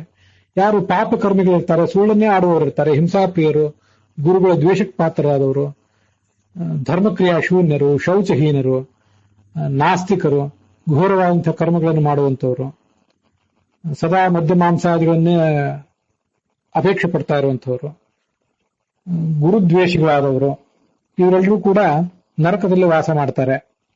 ತಸ್ಮಾತ್ ಅಲ್ಪಾಯುಷೋ ಮರ್ತ್ಯಾಹ, ಅವರು ಅಲ್ಪಾಯುಗಳಾಗಿ ಬಿಡ್ತಾರೆ. ಯಾವುದೋ ಹೋಗಬಾರದು ಜಾಗಕ್ಕೆ ಹೋಗುವುದು, ತಿನ್ನಬಾರದನ್ನು ತಿನ್ನುವುದು, ಇದರಿಂದ ಆಯುಷ್ಯ ಕ್ಷೀಣ ಆಗ್ತದೆ. ಅಂತಹ ದುಷ್ಟ ಕಾರ್ಯಗಳಿಂದ ಮನುಷ್ಯ ಅಲ್ಪಾಯು ಆಗ್ತಾನೆ. ಇಲ್ಲದೆ ಹೋದ್ರೆ ಚಿರಂಜೀವಿ ಆಗ್ತಾನೆ. ನೀನು ಮತ್ತೇನು ಕೇಳಬೇಕು ಅಂತ ಅಪೇಕ್ಷೆ ಪಡ್ತಿದ್ದಿ ಅಂತ ಅವನು ಕೇಳ್ತಾನೆ. ಇಲ್ಲಿ ಹೇಳಿದ ನಿಯಮಕ್ಕೂ ಕೂಡ ಒಂದು ಅಪವಾದ ಇದೆ. ನಾವು ಈ ಜಗತ್ತಿನಲ್ಲಿ ಕೇಳಿರ್ತೇವೆ, ಪಾಪಿ ಚಿರಾಯುಹು ಅಂತ. ಪಾಪಿಷ್ಠರಾದವರು ದೀರ್ಘಕಾಲ ಬದುಕ್ತಾರೆ ಅಂತ ನಾವು ಕೂಡ ಎಲ್ಲಿಯಾದರೂ ಕೇಳಿರ್ತೇವೆ. ಪಾಪಿಗಳ ಜೀವನವನ್ನು ದೀರ್ಘ ಮಾಡುವುದರ ಮೂಲಕ ಅವ್ರ ಕಡೆಯಿಂದ ಅನೇಕ ಪಾಪಗಳನ್ನು ಮಾಡಿಸಿ ಅವರನ್ನು ಯಾವುದೋ ಒಂದು ನಿರ್ದಿಷ್ಟವಾದ ಗತಿಗೆ ತಗೊಂಡು ಹೋಗ್ಲಿಕ್ಕೆ ಈ ದೈವ ಆಲೋಚನೆ ಮಾಡಿರ್ತದೆ. ಅಂತಹ ಸಂದರ್ಭದಲ್ಲಿ ಪಾಪಿಷ್ಠರಾದವರು ಕೂಡ ಚಿರಾಯುಗಳೇ ಆಗಿಬಿಡ್ತಾರೆ. ಆದರೆ ಧರ್ಮಾತ್ಮರಾದವರು ಕೂಡ ಕೆಲವು ಬಾರಿ ಬೇಗ ಕೂಡ ಮರಣಿಸ್ತಾರೆ. ಅದಕ್ಕೆಲ್ಲದಕ್ಕೂ ಕೂಡ ಅವ್ರದೇ ಆದಂತಹ ಕರ್ಮವೇ ಕಾರಣ ಆಗಿರ್ತದೆ. ಆ ಕರ್ಮವಲ್ಲದೆ ಹೋದ್ರೆ ಇದ್ಯಾವುದು ನಾವು ಮಾಡುವಂತಹ ಧರ್ಮಾಚರಣೆ, ನಾವು ಮಾಡುವಂತಹ ಅಧಾರ್ಮಿಕ ಕೃತ್ಯಗಳು ಇದ್ಯಾವುದೂ ಏನೂ ಪಾತ್ರ ವಹಿಸೋದಿಲ್ಲ ಅಂತಲ್ಲ. ಅವೆಲ್ಲವೂ ಮತ್ತೆ ನಿರ್ಣಾಯಕವಾದ ಪಾತ್ರವನ್ನು ಮತ್ತೊಂದು ಜನ್ಮದಲ್ಲಿ ವಹಿಸ್ತವೆ. ಆದರೆ ಅನೇಕ ಸತ್ಕರ್ಮಗಳನ್ನ ಹಿಂದಿನ ಜನ್ಮಗಳಲ್ಲಿ ಮಾಡಿದ್ರೆ ಈಗ ದೀರ್ಘಾಯು ಆಗ್ತಾನೆ. ಈಗ ಅನೇಕ ಸತ್ಕರ್ಮಗಳನ್ನು ಮಾಡಿದವನು ಮುಂದಿನ ಜನ್ಮದಲ್ಲಿ ದೀರ್ಘಾಯು ಆಗ್ತಾನೆ.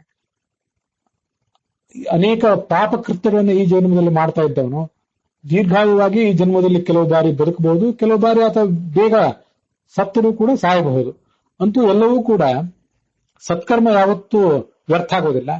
ದುಷ್ಕರ್ಮವೂ ಕೂಡ ನಮಗೆ ಆ ದುಷ್ಫಲವನ್ನು ಕೊಡದೆ ವ್ಯರ್ಥ ಆಗೋದಿಲ್ಲ.